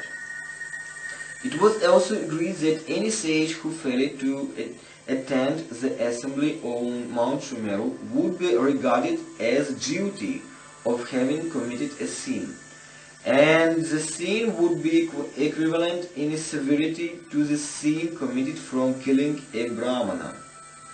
For various reasons, Vaishyampayana could not attend the assembly, for a sin that was equivalent to the sin committed in killing a Brahmana. Vaishyampayana had to perform severe penance. This involved the observance of difficult religious rite, vrata. Vaishyampayana told all his disciples, "Please help me in the observance of this difficult vrata." Among Vaishyampayana's disciples was Yajnavalkya. Yajnavalkya said, "Why are you bothering all these other disciples? My powers of tapasya are such that I alone can perform what is required." Vaishyampayana regarded this as an unwarranted vanity on his disciples' part. He therefore told Yajnavalkya that he no longer wished to have Yajnavalkya as a disciple. Yajnavalkya should also return whatever it was that he had learned from Vaishyampayana. Yajnavalkya therefore vomited out his knowledge of the Yajurveda. The Vayu Purana does not tell us what happened to the knowledge that was vomited out. According to the Shatapatka Brahmana, the other sages adopted the form of birds and swallowed up this knowledge. Since these birds were titiras, this branch of knowledge came to be known as the Taittiriya Samhita. To require a knowledge of the Vedas, Yajnavalkya started to meditate. He prayed to the sun god Surya. From Surya, Yajnavalkya came to acquire knowledge of the Yajurveda. Yajnavalkya taught this knowledge for 15 of his disciples. The disciples were named Kanva, Vanhyashali, Madhyadina, Shapeya, Vidithna, Apya, Udava, Tamranya, Vatya, Galava, Shashiri, Atari, Yeni, Virani, and Saparayana. Why were Vaishyapana's disciples known as the Charakas? The word Acharana means act, since Vaishyapayana had committed an act that was an equivalent of killing a Brahmana. His disciple came to be named Charakas, while Maharshana also told the sages that he himself had taught the Puranas to 6 of his disciples. These disciples were Sumati, Akritavrana, Bharadvaja, Mitrayu, Savarni, and Susharma. Manvantaras. Maharshana next told the sages about the various Manvantaras. You will remember that each of Brahma's days is referred to as a kalpa, and there are 14 Manvantaras in each kalpa. Each Manvantara is ruled over by Manu and lasts for duration 30,067,000 years. The gods, the 7 great sages, and the individual who holds the title of Indra change from one Manvantara to another. In the present Kalpa, 6 Manvantaras have already passed. The first Manu was Svayambhuva. The second Manu was Svayachisha. The gods, there were the Tushitas and Paravatas, and there were 24 such gods. While he ruled as Indra, then the 7 great sages were Ujja, Skamka, Kashyapa, Bhargava, Drona, Rishabha, and Angira. The third Manu was Uttama. The gods, there were the Sudhamanas, Devas, and Pratardanas, the Satyas, and the Shivas. The first Manu was Tamasa. The gods of this Manvantara were the Satyas, the Swarupas, the Siddhis, and the Haris. She beheld the title of Indra then, and the names of the 7 great sages were Kavya, Harsha, Kashyapa, Prithu, Atreya, Agni, and Jyotirthama. The fifth Manu was Raivata. The names of gods of this era were Vipras, the Amritas, the Supatis, and the various others. The Indra of this period was Vibhu, and the 7 great sages were Puvastya, Vidavahu, Yarju, Hiranyaroma, Vidashi, Bhargava, and Urthavahu. The sixth Manu was Chakshusha. The gods were the Adyas, the Prasutas, the Bhavyas, the Prithutas, and the Lekhas. Manajava held the title of Indra, and the 7 great sages were Havirdhana, Sudhama, Vasishka, Viraja, Puvastya, Puvaha, and Madhuratriya. The present Manu is known as Vaivasvata, and this is the 7th Manvantara of the present Kalpa. The gods of this era are the Adityas, the Vasus, the Rudras, the Satyas, and the Vishvadevas. The title of Indra is held by Purandara, and the 7 great sages are Vishvamitra, Jamadagni, Bharadvaja, Sharadvada, Gautama, Atri, Vasumana, and Vatsari. There will be 7 more Manvantaras in the future before the universe is destroyed. The 8th Manu will be Savarni. The 7 great sages then will be in Galava, Bhargava, Dvapayana, Kripa, Diptimana, Rishyashinga, and Ashwadhama. The gods will be the Amitabhas, the Sutapas, and the Sukhas, and the title of Indra will be bestowed on Vali, the son of Virachana. The 9th Manu will be Meru Savarni or Daksha Savarni. Adhuta will hold the title of Indra then. The 7 great sages will be Skanda, Medhatitki, Vasu, Jyotismana, Dyutimana, Kavyavahana, Sutapa, and Vasita. The 10th Manu will be Dharma Savarni. The gods then will be the Sukhamanas and the Virudhas. The title of Indra will be held by Shantis, and the 7 great sages will be Havishmana, Sukirti, Atri, Apamurti, Pratipa, Nabhaga, and Abhimanya. The 11th Manu will be Bhava Savarni, alternatively known as Rudra Savarni. The gods will be the Nirmanaratis, the Kamajas, and the Manajavas. The 7 great sages will be Havishmana, Vapushamana, Varuni, Bhaga, Pushti, Nishchara, and Agni Teja, and Visha will be held in the title of Indra. The 12th Manu will be Rita Savarni. The gods then will be the Haritas, the Rohitas, the Sumanas, the Sukarmas, and the Suparas.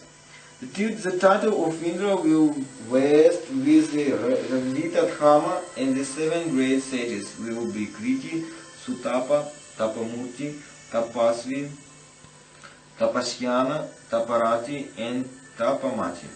The 13th Manu will be Luchya. The Sutramas, the Sudhamar, and the Sukarmas will be the gods then. Devaspati will be the Indra, and the 7 great sages will be Kritimana, Padhyatramana, Tattvadarshi, Nirupatsaka, Nishpratkama, Nirmoha, and Svarupa. The 14th and the final Manu will be Bhutya.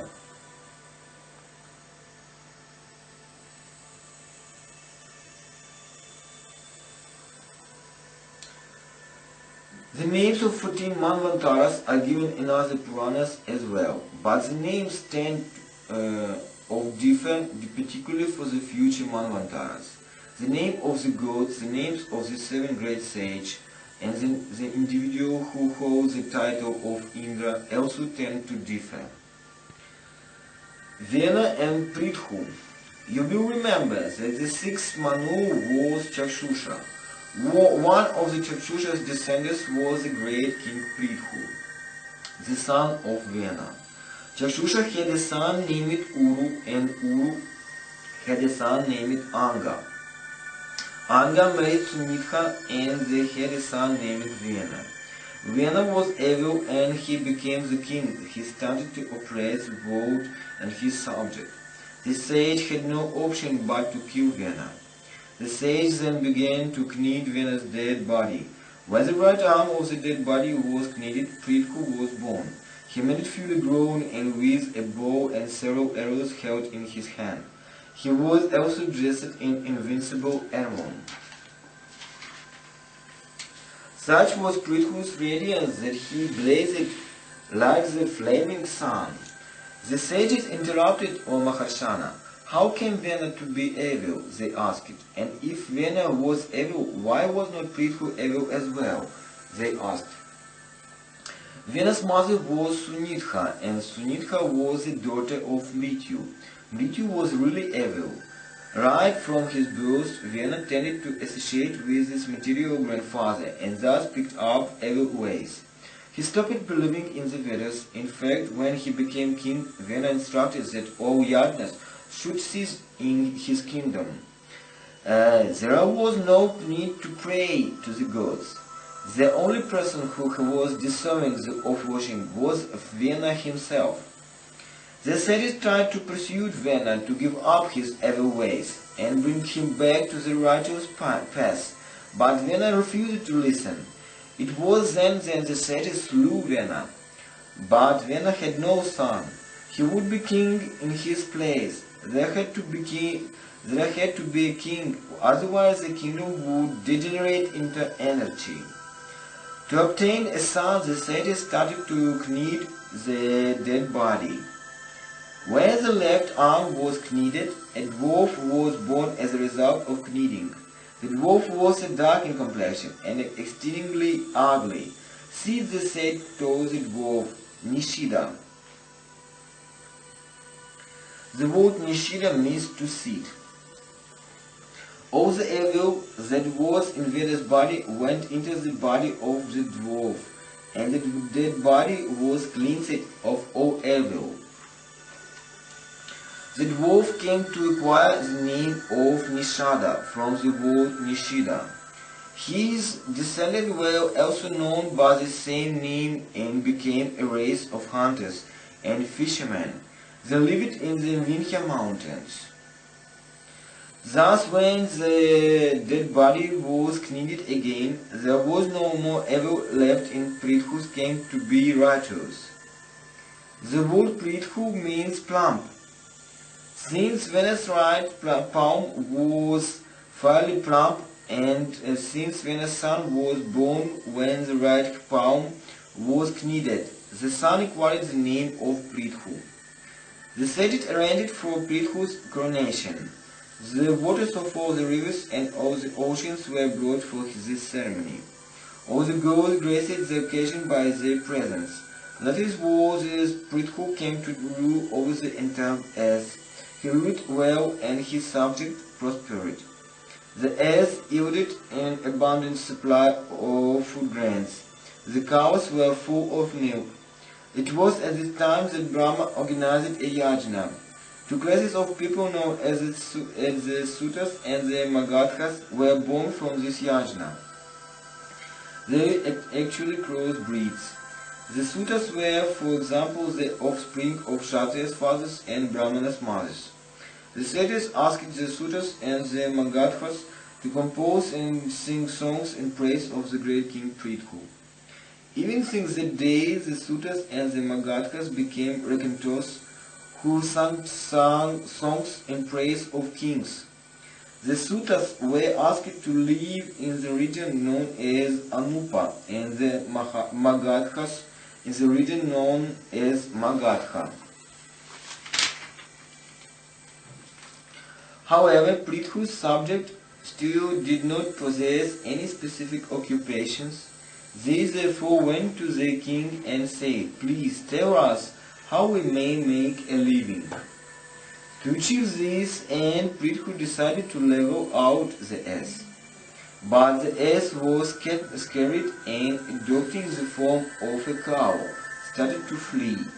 Thus entered Prithu, and he pursued the earth with his bow in his hand. Whatever in the tree was, the ass flight to Prithu followed. He was determined to kill the ass. Finally, the ass sought refuge with the Prithu himself. Please don't kill me, she said. I am a woman, and killing a woman is a crime. Besides, if you kill me, how will your subject make a living? I have a better idea. I have adopted the form of a cow. Milk me instead, and your objective will be attained. Prithu did what the ass had asked him to. He milked the ass. As a result of this milking, seeds of food grains emerged, and people could make a living out of this. Prithu also used his bow to level out the ass. Villages and cities could now be built in the plains. Early, this had been unknown. Agriculture, animal husbandry, and trade had also been unknown early.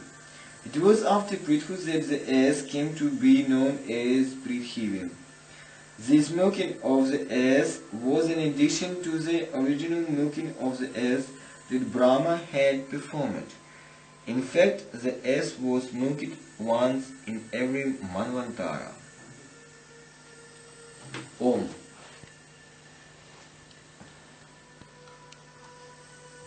Om.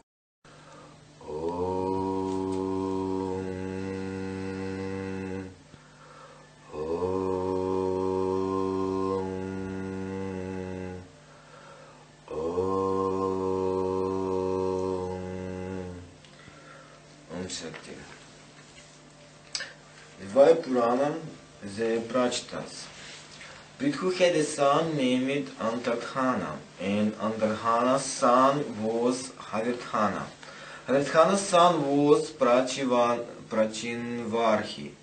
Prachinvarhi married Savarna, the daughter of the ocean. Prachinvarhi and Savarna had 10 sons known as the Prachitas. The Prachitas was interested in meditating. They performed tapasya for thousands of years under the ocean. They were actually supposed to rule the ass. As long as the Prachitas meditated, they did not rule. The ass became dense with forest. So it grew everywhere, and so dense was the growth that the wind could not blow. For the 10,000 years that the Prachitas meditated, the subject suffered. The news of this mishap eventually reached the Prachitas, and the anger was aroused. Such was the fury of the anger that flames issued from their mouths and burnt out all the tree. Soma was the god of the trees. In the Vedas, Soma was a distant god. By the time of the Puranas, he had come to be identified with the moon god Chandra.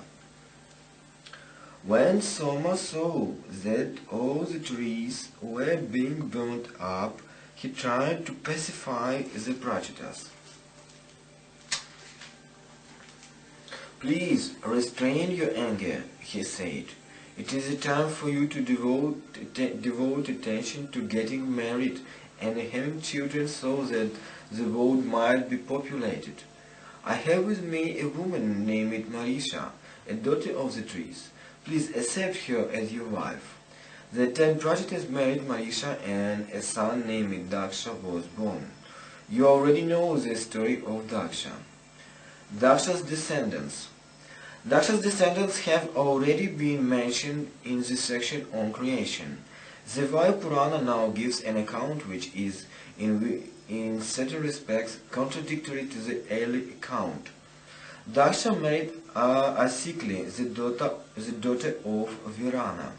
Daksha and Asikli had 1,000 sons named the Haryashvas. But the sage Narada pursued the Haryashvas that there was nothing to be gained by being interested in the material world. These sons therefore forsook the world and went away to meditate. Daksha and Asikli then had another 1,000 sons, known as the Shivaiссas. But Narada persuaded these sons also to go away and meditate. Thereafter Daksha and Asikli had 60 daughters. 10 of these daughters were married to Dharma. Early the Vayu Purana had stated that the 13 daughters were married to Dharma. 27 daughters were married to the moon god Chandra. These were the 27 nakshatra stars. Their names were Ashwini, Bharani, Kritika, Pushya, Ashlesha, Punarvasu, Purva Falguni, Uttar Falguni, Magha, Hasta, Chitra, Swati, Jyeshka, Vishakha, Anuradha, Mua, Purvashada, Uttarashada, Shravana, Khanistha, Shatabhishta, Phisha, Purvabhadrapada, Uttarabhadrapada, Revati, Rohini, Mrigashira and Ardra. 14 of Daksha's daughters were married to the sage Kashyapa, and all living beings in the universe are descended from Kashyapa. The daughters who were married to Kashyapa were named Aditi, Diti, Danu, Khasa, Rishta, Surasa, Surabhi, Vinata, Tamra, Krodhavasha, Ira, Kadru and Muni. Aditi had 12 sons known as the Adityas. These were the gods. Surabhi pleased Shiva with her tapasya and obtained the 11 Rudras as her children. She was also the mother of all horses, cows, buffaloes and other quadruped animals. Surabhi as the mother of the Rudras is slightly unusual and does not occur in any other Purana. The account of the birth of the 11 Rudras is in other Puranas quite different and has already been recounted. Diti's children, Diti's sons were known as the Daityas demons. Diti originally had 2 sons named Hiranyakashipu and Hiranyaksha. Hiranyakashipu was the elder. The Puranas disagree about this. In some Puranas, Hiranyaksha is referred to as the elder brother. Kashyapa once organized an Ashramedha Yajna, horse sacrifice. All the gods and the sages came to attend the sacrifice. A golden throne had been prepared for the chief priest. Diti was also present on the occasion then. She had at the time been bearing a baby for 10,000 years in her womb. When all arrangements had been made for the sacrifice, the baby was born. The newly born baby ascended the throne reserved for the chief priest and immediately began to recite the Vedas. It was this baby who came to be known as Hiranyakashipu. Hiranyakashipu hung upside down for 1 lakh years and prayed to Brahma. Throughout this period he fasted. This act of tapasya so pleased Brahma that he granted Hiranyakashipu a boon whereby the demon became invincible. Thus fortified, Hiranyakashipu started to oppress the world. He drove the world gods out of the heaven. Hiranyakashipu was eventually killed by Vishnu in his Narasimha half-man, half-lion incarnation. Hiranyakashipu's story is given in greater detail in several other Puranas. Hiranyakashipu has 4 sons named Prahwada, Anuhwada, Samhwada and Hwada. And Hwada's son was Sunda and Sunda's wife was Tadaka. It was this Tadaka whom Rama in the Ramayana killed. Tadaka's son was Muka. Muka was killed by Arjuna in the Mahabharata. Prahwada's son was Virachana and Virachana's son was Vali. Vali was defeated by Vishnu in his Vamana dwarf incarnation. Vali had a son named Vana. As for Hiranyakashipu's brothers Hiranyaksha, he had 5 sons. They were named Utkara, Shakuni, Kavanabha, Mahanabha and Bhuta Santapana. The more customary account in the Puranas is that Hiranyaksha did not have any children and adopted Anhaka as a son. Hiranyaksha was killed by Vishnu in his Varaha boar incarnation. Hiranyakashipu and Hiranyaksha had a sister named Simhika. Diti notices that her son and their descendants were suffering at the hands of the gods, often with the connivance of Vishnu. She therefore did her best to please her husband Kashyapa. Kashyapa was eventually satisfied and agreed to grant Diti a boon. Please grant me the boon that I may have a son who he will kill Indra, said Diti. This was slightly awkward for Kashyapa. That gods were also his sons from his other wife, Aditi. He told Diti that she would have to observe cleanliness for 100 years. If she succeeded in doing this, she would indeed give birth to a son who would slay Indra. But if she failed, the son would become Indra's friend and companion. This condition Diti accepted. Diti started to perform tapasya so that she might have the son she wanted, but Indra had got to know about what Diti was after. He hung around the hermitage helping his aunt by fetching fruits, roots and wood from the forest. But this attempt at aiding his aunt was merely pretext. Indra was on the lookout for some unclean act that Diti might commit. 90 of 100 appointed years passed. It was then that Diti made her first mistake. She was so tired that she fell asleep, resting her head on her thighs. In the process, her hair touched her feet. This was an unclean act. In a flash, Indra seized his opportunity. Now that Diti had committed an unclean act, he could freely enter her body. He entered Diti's womb and found the baby there. Indra possessed a weapon known as the Vajra. This is sometimes identified with thunder, sometimes with a club. With that Vajra, Indra sliced up the baby into 7 parts. The parts began to cry, and Indra said, Maruda, which means don't cry. But the parts continued to cry, and Indra carved up each of the parts into 7 more sections. There were thus 49 parts in all. Meanwhile, Diti had woken up and she begged Indra not to kill her sons. Indra agreed. The sons were born. Because of the words Indra had uttered, they came to be known as the Maruts. Thanks to Kashyapa's boon, they became friends and constant companions of Indra. They were elevated to the status of gods. Kashyapa's other children, what of Kashyapa's wife Danu? Her sons came to be known as the Danavas, demons. Muni gave birth to the Gandharvas, singers of heaven, and Apsaras, dancers of heaven. Vinata had 2 sons named Aruna and Garuda. Their sisters were the mothers of all the birds. Kadru gave birth to the snakes, Nagas. Chief among them was Shesha, Vasuki and Takshaka. Hasa gave birth to 2 sons. The sons were exceedingly ugly.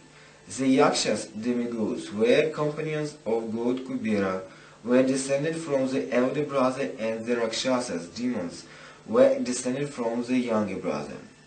Surasa's sons were other Rakshasas. Ira was the mother of all 3 and Habs.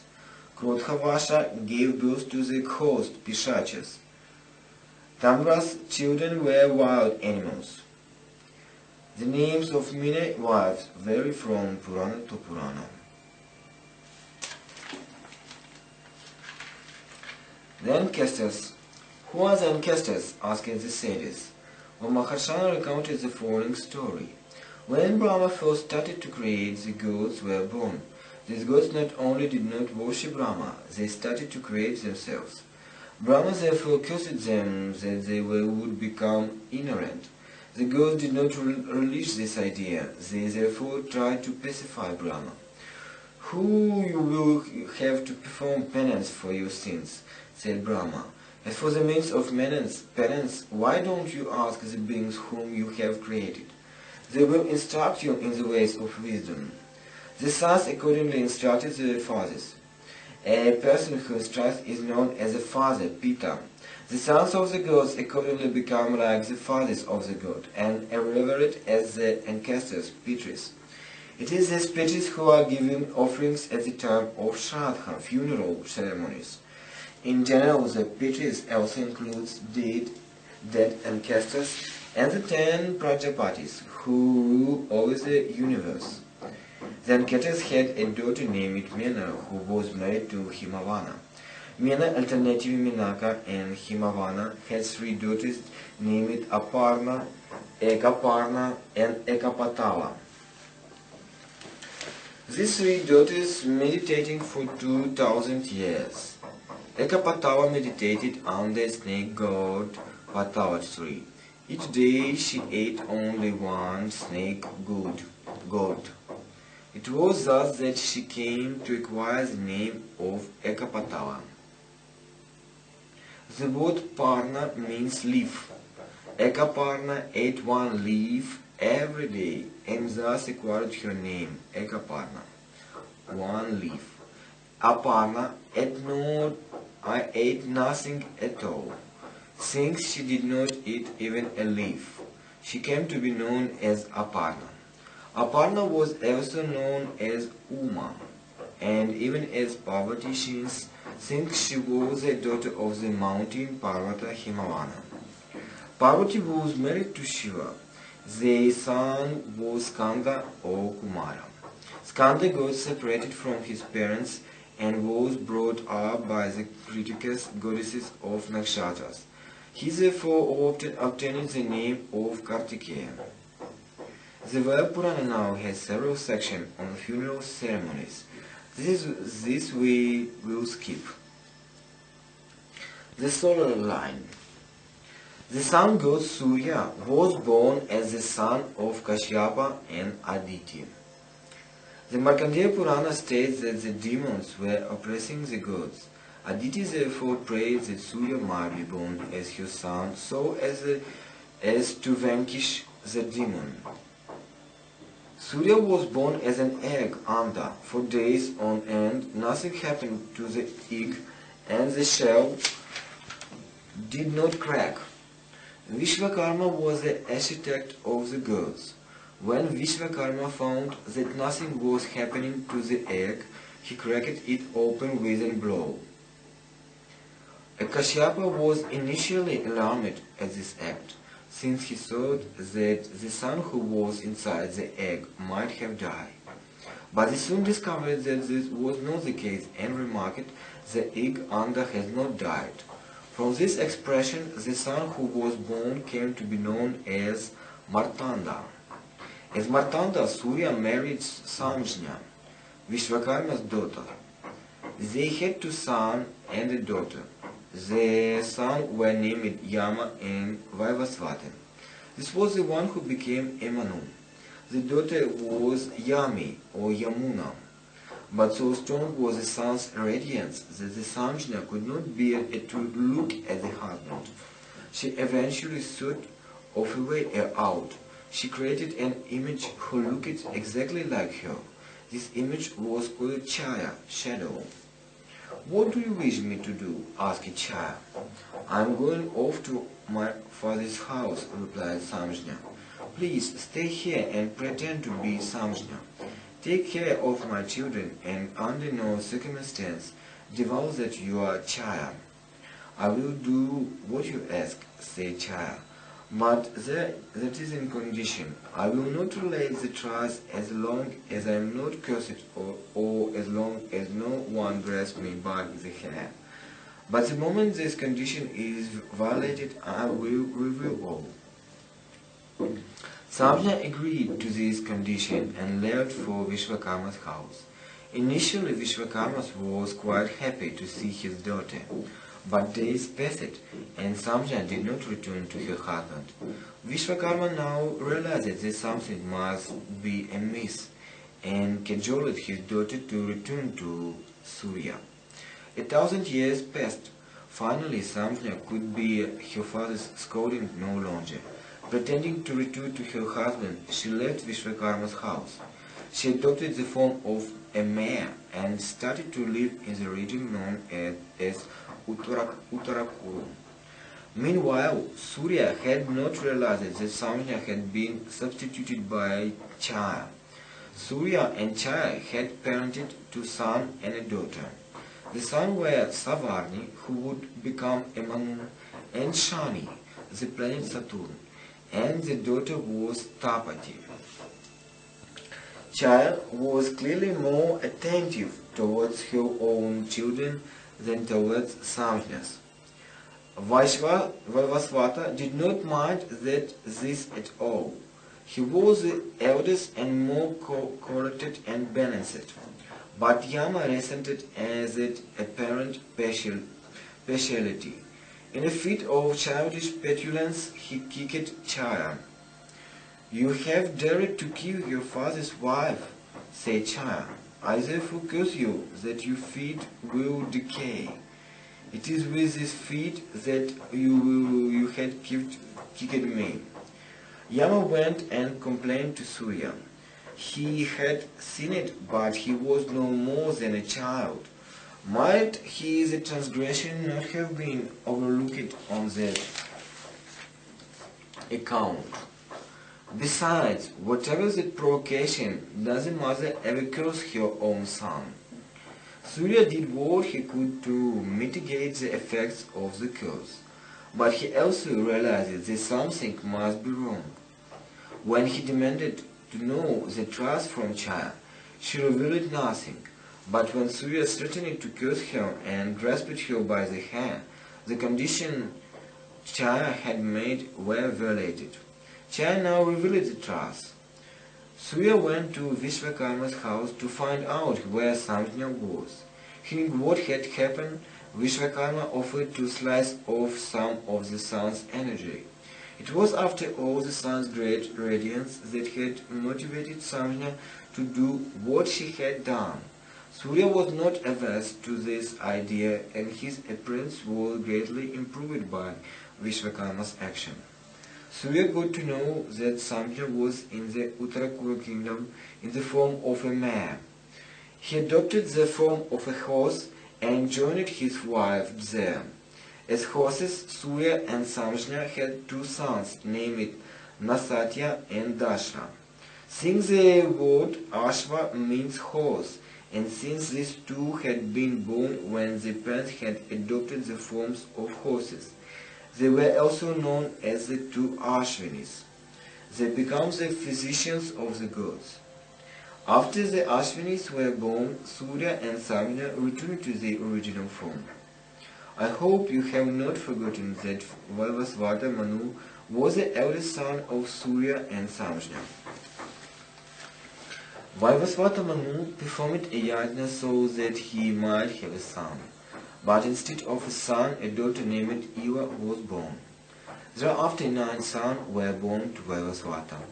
There were Ikshvaku, Nahusha, Drishta, Sharyati, Narishyanta, Pramshu, Nabhaga, Karusha, and Prishadhara. The kings of the Solar's line, Suryavamsha, were descended from Ikshvaku. In this line was born Rama of the Ramana fame, Thunkhu. In the Solar's line there was a king named Vrihadashva. He had 21,000 sons. The eldest was known as Kuvavashva. When Vrihadashva aged, he decided to retire to the forest with his wife. As for the kingdom, he resolved that he would hand it over to Kuvavashva. But as the coronation ceremony was about to take place, a sage named Uttanga arrived in the capital. Uttanga told Vrihadashva, "King, please do not retire to the forest just yet. If you do so, we will not be able to meditate in peace. My hermitage is on the shores of the ocean, and this shore is frequented by the terrible demon named Thunkhu. He is so powerful that even the gods cannot vanquish him. He hides under the sand and meditates. He exhales his breath once every year. And when he does so, all hell breaks loose. Terrible sandstorms are unleashed, and the sun is shrouded in dust. For an entire week there are earthquakes. You cannot go away without going sometimes about Thunkhu." Great sage, replied Ekadashva. I have given up my weapons. It would be most improper for me to take them up once again. As for Dhunhu, take my son Kuvavashva with you. I am sure that he will vanquish the demon. Kuvavashva and his 21,000 brothers accompanied Utanka. They came to the shores of the ocean and started to dig up the sand in their search for Dhunhu.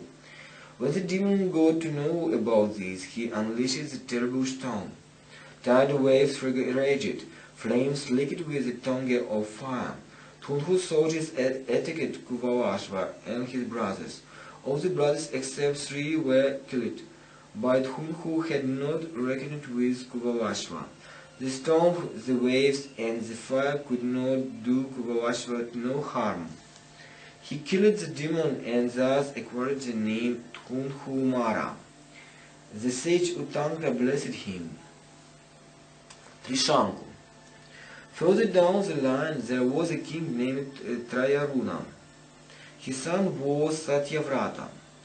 Satyavrata was exceedingly strong, but such was his desire for riches that he committed many sins. His father, Trayaruna, therefore decided to banish him. Trayaruna's chief priest was Vasishka, and the sage also supported the king's decision. Go away, Trayaruna told his son. I don't wish to have a son who is like you. What will I do and where will I live? Asked Satyavrata. Go and live with the Chandalas, outcast, his father replied. Satyavrata went and started to live with the outcast. In due course, Trayaruna retired to the forest and there was no king to rule over the kingdom. In the absence of a king, anarchy prevailed. For 12 long years it did not rain and there was a terrible drought, famine raged. At the time the sage Vishwamitra had gone away to the shores of the great ocean to meditate. The sage's wife found it difficult to make broth and meat. There was no food to be had.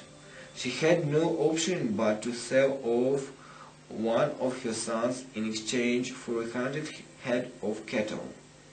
With this wealth she proposed to feed herself and her remaining son. The person to whom the son was sold tied a rope around the son's neck, Gawa, and proceeded to drag him away from the marketplace. The son thus came to acquire the name of Gawava. Satyavrata discovered what was happening. He rescued Gawava and he also made arrangements to ensure that Vishwamitra's wife and sons did not suffer in the sage's absence. The entire family was looked after the Satyavrata. Satyavrata killed deer and other wild animals in the forest. He brought the meat to Galava's family. He also tended to his father, who had retired to the forest. On one particular day there was no game to be had. The sage Vasishka possessed a cow. Satyavrata was not at all enamored of Vasishka. The sage had, after all, recommended that Trayaruna banish his son. Satyavrata therefore stole Vasishka's cow and slew it. He ate the meat himself and also fed part of it to Vishwamitra's family. Vasishka was furious to learn this. He cursed Satyavrata. You have committed 3 sins, Shanku, he said. You have stolen that which belonged to others. That is your first sin. You have caused unhappiness to your father. That is your second sin. And you have stolen and killed my cow. That is your third sin. Since you have committed 3 sins, I curse you, and that henceforth you will be known as Trishanku. After the 12 years of drought were over, Vishwamitra returned from his wanderings and was delighted to learn that Trishanku had taken care of his family in his absence. Despite Vasishka's opposition, Vishwamitra arranged for Trishanku's coronation. As for sages, Vishwamitra's had acquired great powers. He uses these powers to send Trishanku to heaven in his mortal body. This was such a wonderful act that everyone marveled at it. That is described in great detail in the Harivamsha. The Ramayana adds a further twist. The gods refused to allow Trishanku entry into heaven. Vishwamitra's Ravan created a second heaven for Trishanku. Sagara. From Trishanku was descended a king named Vahu. Vahu was so addicted to material pursuit that he paid no attention to ruling his kingdom properly. Vahu's enemies seized the opportunity to defeat him and deprive him of his kingdom. Vahu and his wife fled to the forest. Chief among these enemies were the Hayas, but they were aided by the Tavajanha, the Shakas, the Yavanas, the Paradas, the Kambodjas, and the Pahlavas. Vahu was old when this happened. Moreover, he was so grief-stricken as having lost his kingdom that he has lost all desire to live. He died in the forest. King Vahu had two wives. One of these was named Yadavi. The second wife was jealous of Yadavi and attempted to kill her by administering some poison. The poison, however, did Yadavi no harm. When Vahu died, Yadavi decided to immolate herself on her husband's funeral pyre. But the sage Urva intervened. "Please don't do that," he requested Yadavi. "You are expecting and the act of killing the unborn baby would be a crime. Leave and let him live, for he will rule well and will defeat his father's enemies." Persuaded by Urva, Yadavi did not kill herself. She began to live in the sage hermitage. In due course, she gave birth to a beautiful boy. When the baby was born, the poison Gara also emerged. Since the word Sa means together with the boy, was given the name of Sagara. Urva took great interest in Sagara's upbringing and education. He taught the boy the Vedas and the art of fighting. There was a demon weapon known as Agneya Astra.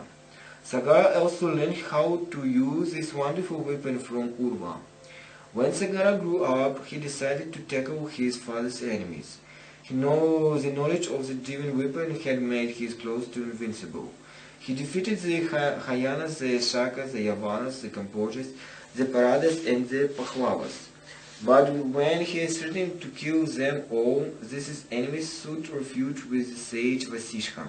The sage asked Sagara to spare them and save their lives, but they had to be given some sort of punishment. Sagara discreted that the Shakas would have half of their heads shaved off.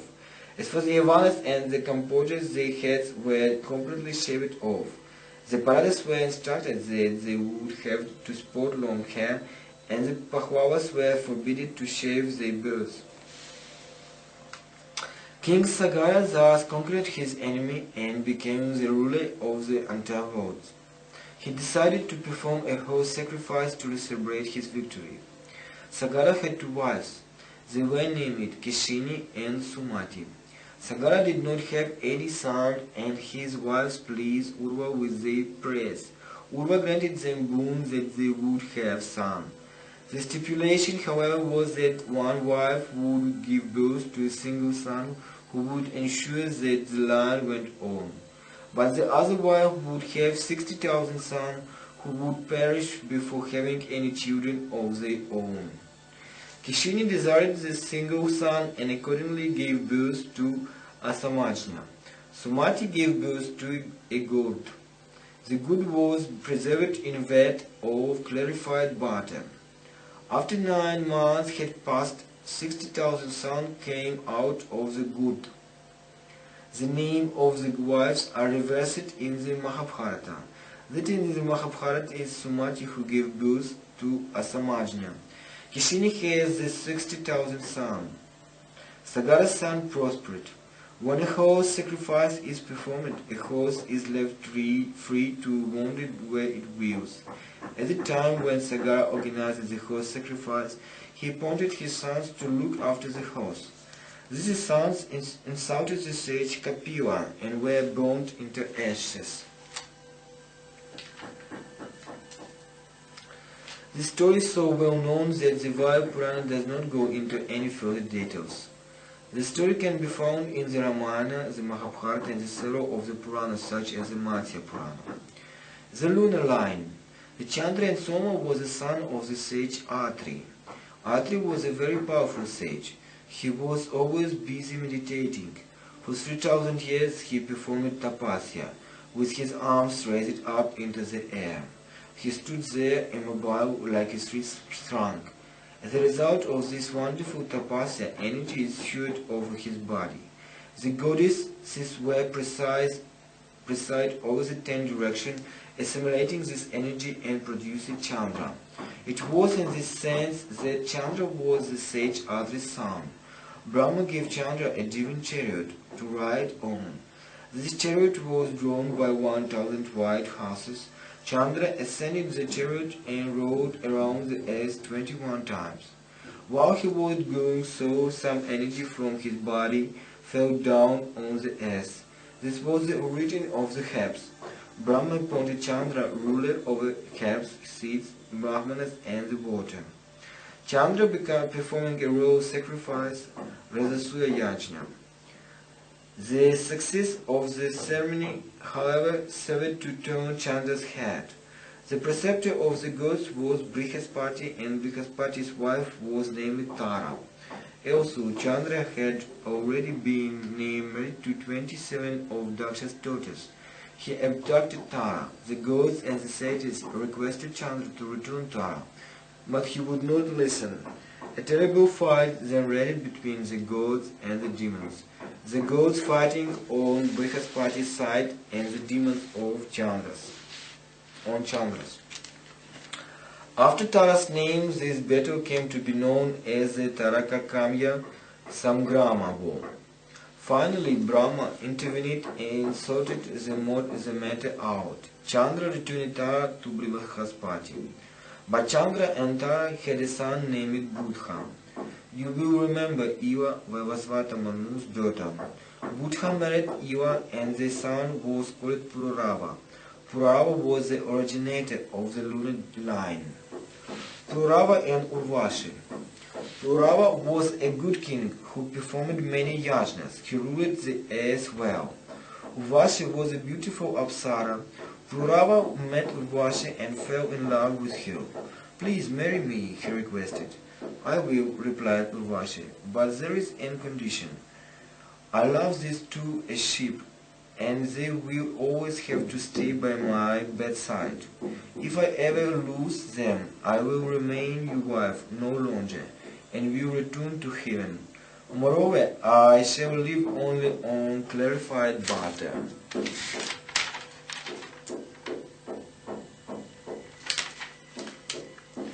Purava agreed to this rather strange condition, and two were married. They lived happily for 64 years. But the Gandharvas who were in heaven felt despondent. Heaven seemed to be a dismal place in Urvashi's absence. They therefore hatched a conspiracy to get her back. On appropriate occasion, a Gandharva named Vishvavasu stole the two sheep. As soon as this happened, Urvashi vanished and returned to heaven. Purava pursued Vishvavasu and managed to retrieve the sheep, but by then Urvashi had disappeared. The miserable king searched throughout the world for her, but in vain. Eventually Purava came across Urvashi near a pond in Kurukshetra. Why have you forsaken me? Asked Purava. You are my wife. Come and live with me. I was your wife, replied Urvashi. I no longer am, since the condition was violated. However, I agree to spend a day with you. When 1 year had passed, Urvashi returned to Purava and presented him with the son she had borne him. She spent a day with him and vanished again. This happened several times, and in this fashion Urvashi bore Purava's 6 sons. They were named Ayu, Amavasu, Vishvayu, Shatayu, Gatayu, and Vidayu. In some Puranas, a 7th son named Vayu is mentioned. Yayati. In the lunar line there was a king named Nahusha. He had 6 sons, and the youngest was named Yayati. After Nahusha, Yayati became king. It is strange that the youngest son should have become the king. The Mahabharata and the Padma Purana, however, suggest that Yayati was the eldest. Yayati had 2 wives. Shukracharya was the preceptor of the gods, and Yayati married Devyani, Shukracharya's daughter. The king of the Danavas was Vrishaparva, and he had a daughter named Sharmishtka. Yayati also married Sharmishtka. Devyani gave birth to Yadu and Turvasu, and Sharmishka gave birth to Dhruhya, Anu and Puru. Yayati loved Sharmishka more. Shukracharya therefore cursed Yayati that he would suffer from the untimely onset of the old age. When this happened, Yayati was miserable. He was still not content with what he had severed of the pleasures of life. He told his son Yadu, "Please take my old age and give me your earth in return. I will return your earth to you, and when I have finished pleasuring the joys of the world." "That I will not," replied Yadu. "Your old age is due to your own things. Why on earth should I accept it? Please ask my brothers instead." This was angered Yadu, and he cursed Yadu that Yadu and his descendants would never be kings. Yadu next asked Turvasu, but again met with refusal. A similar curse was therefore imposed on Turvasu and on Dhruhya and Anu after him. The only son who readily accepted Yayati's request was Puru. Yayati blessed Puru and took his years from him. Armed with the borrowed years, Yayati severed the pleasures of the world and also performed many yajnas.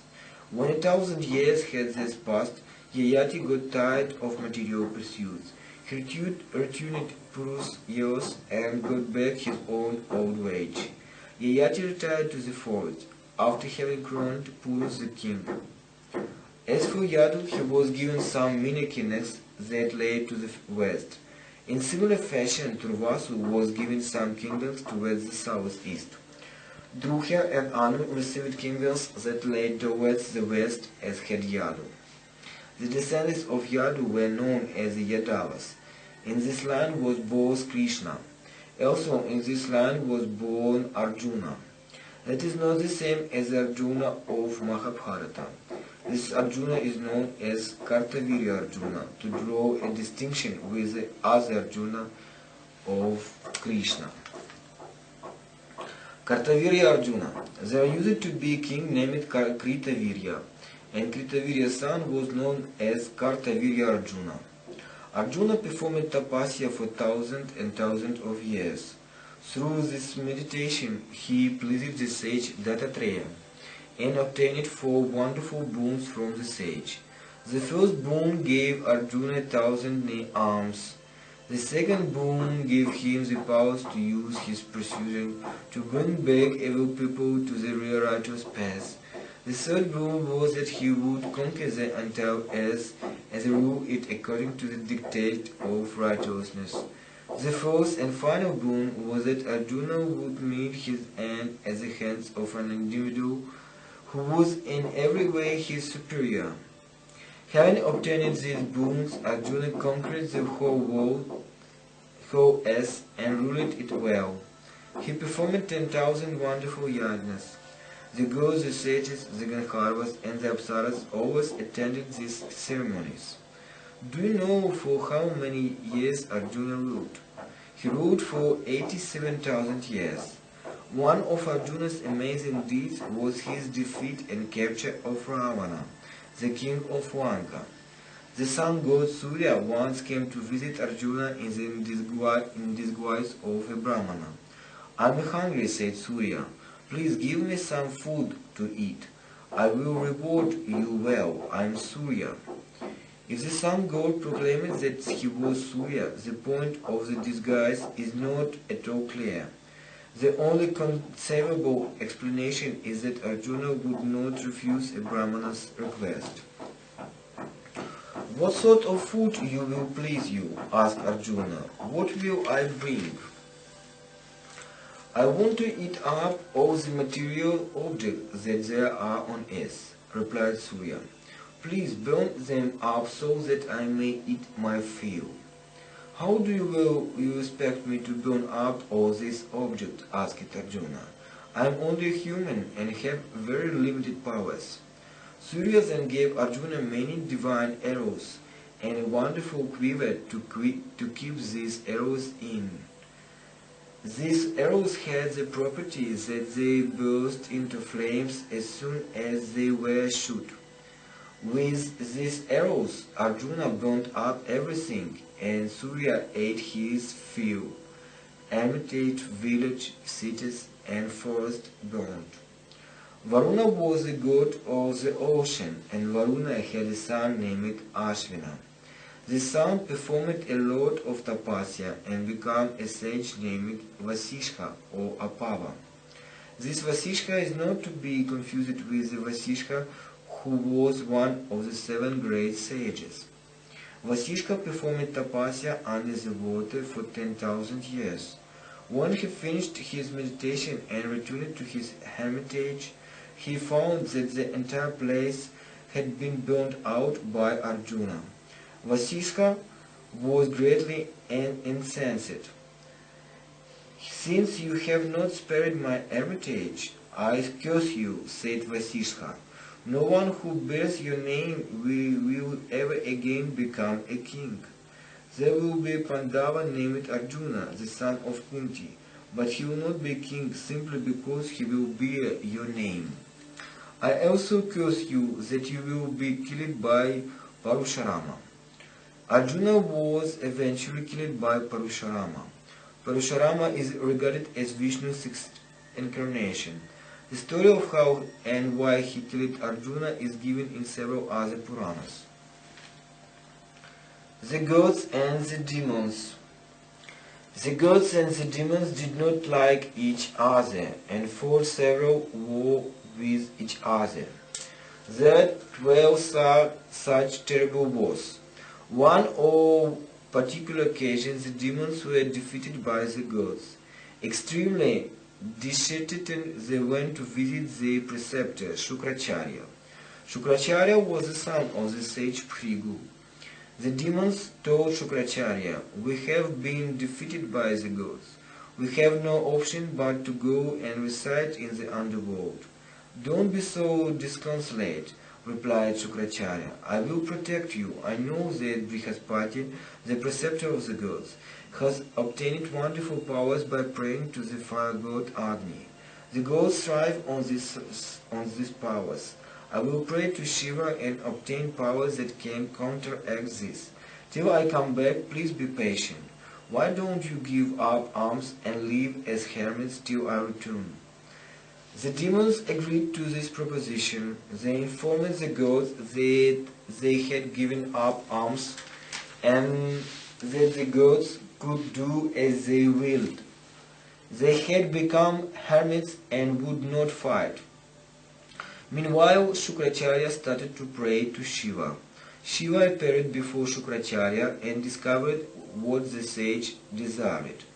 Shiva was prepared to grant these powers, subject to a condition being met. Shukracharya would have to meditate for 1,000 years, and throughout this period he would not be allowed to speak and would have to live on smoke. Shukracharya began this process of meditation. The gods got to know what was happening and decided that this was the opportune time to attack the demons. "What are you doing?" said the demons. "We have given up arms. That is not the time to fight." But the gods would not listen. The demons therefore fled to Phrygu's wife and asked her to protect them. Through her powers, the saintly woman completely paralyzed Indra so that he could not move. At the sight of what had happened to their leader, the gods fled in disarray. "Why are you running away?" asked Vishnu. "As for you, Indra, enter my body. I will take you away from this place." Indra entered Vishnu's body and Vishnu proceeded to take him away. This angered Phrygu's wife and she threatened to burn up both Indra and Vishnu. But before this could happen, Vishnu sliced off the lady's head with her Sudarshana chakra, a bladed discus. Phrygu was aghast at this act. "Killing a woman is a sin," he told Vishnu. "You have committed a crime. For this crime I curse you that you will have to be born several times on earth. As for my wife, through my powers I will resurrect her." This is what Phrygu did, and this act terrified Indra. He got extremely worried that once Shukracharya returned, there would be no way of controlling the demons. Indra had a daughter named Jayanti. He told her, "Shukracharya is meditating. Please go and try to distract him. Make sure that his meditation is not successfully completed." Jayanti did as her father had asked her to. She started to frequent Shukracharya's hermitage and served her faithfully. In due course, Shukracharya's meditation was completed, and he obtained the desired boon from Shiva. Once this task was accomplished, Shukracharya noticed Jayanti. "Who are you and what are you doing here?" he asked. "Why have you been serving me thus? In any case, I am pleased with what you have done for me. Please tell me what boon you desire." "Be my husband for 10 years, answered Jayanti.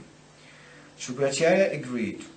Shukracharya and Jayanti had a daughter named Devayani.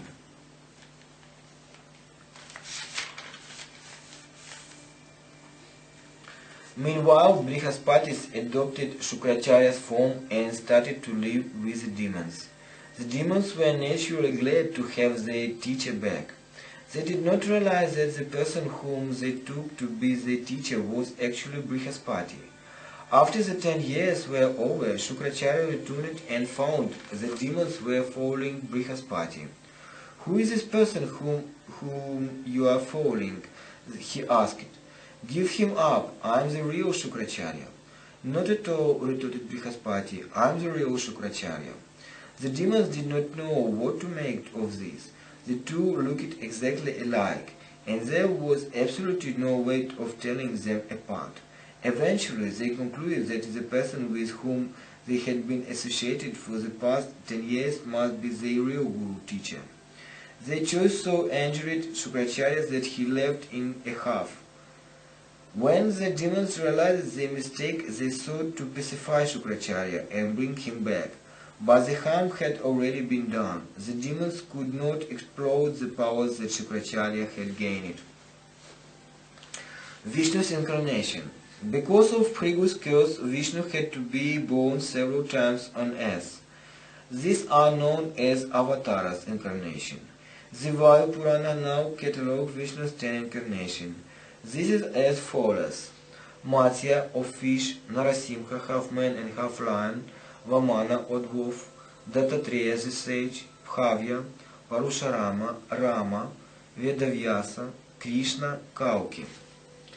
It needs to be mentioned that this list is in variance with the more usual list of the 10 incarnations.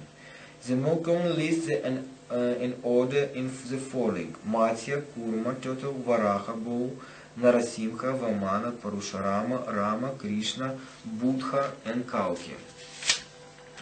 Maharshana finished his recital of the Vayu Purana and told the assembled sages, You are indeed lucky. You have had that which is most sacred. This holy act will undoubtedly take you straight to heaven. A person who listens to a recital of this sacred text is rewarded with wealth, health, and a long life. All the things that a listener may have committed are forgiven.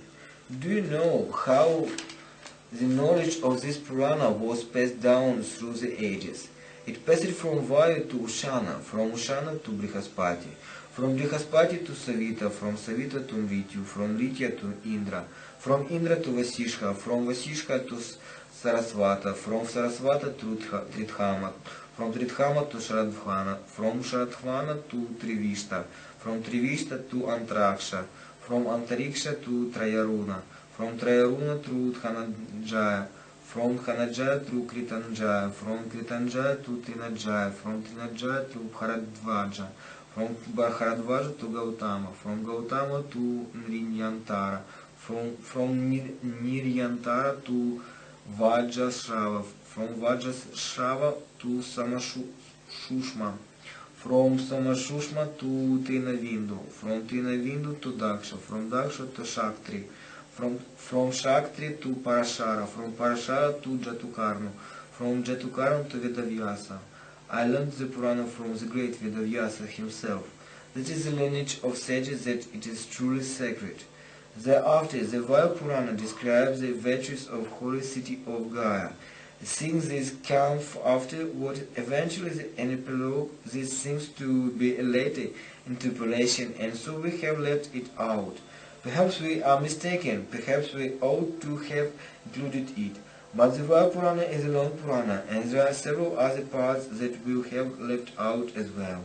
Why don't you read the complete text to find out what you have missed? Om Tat Sat.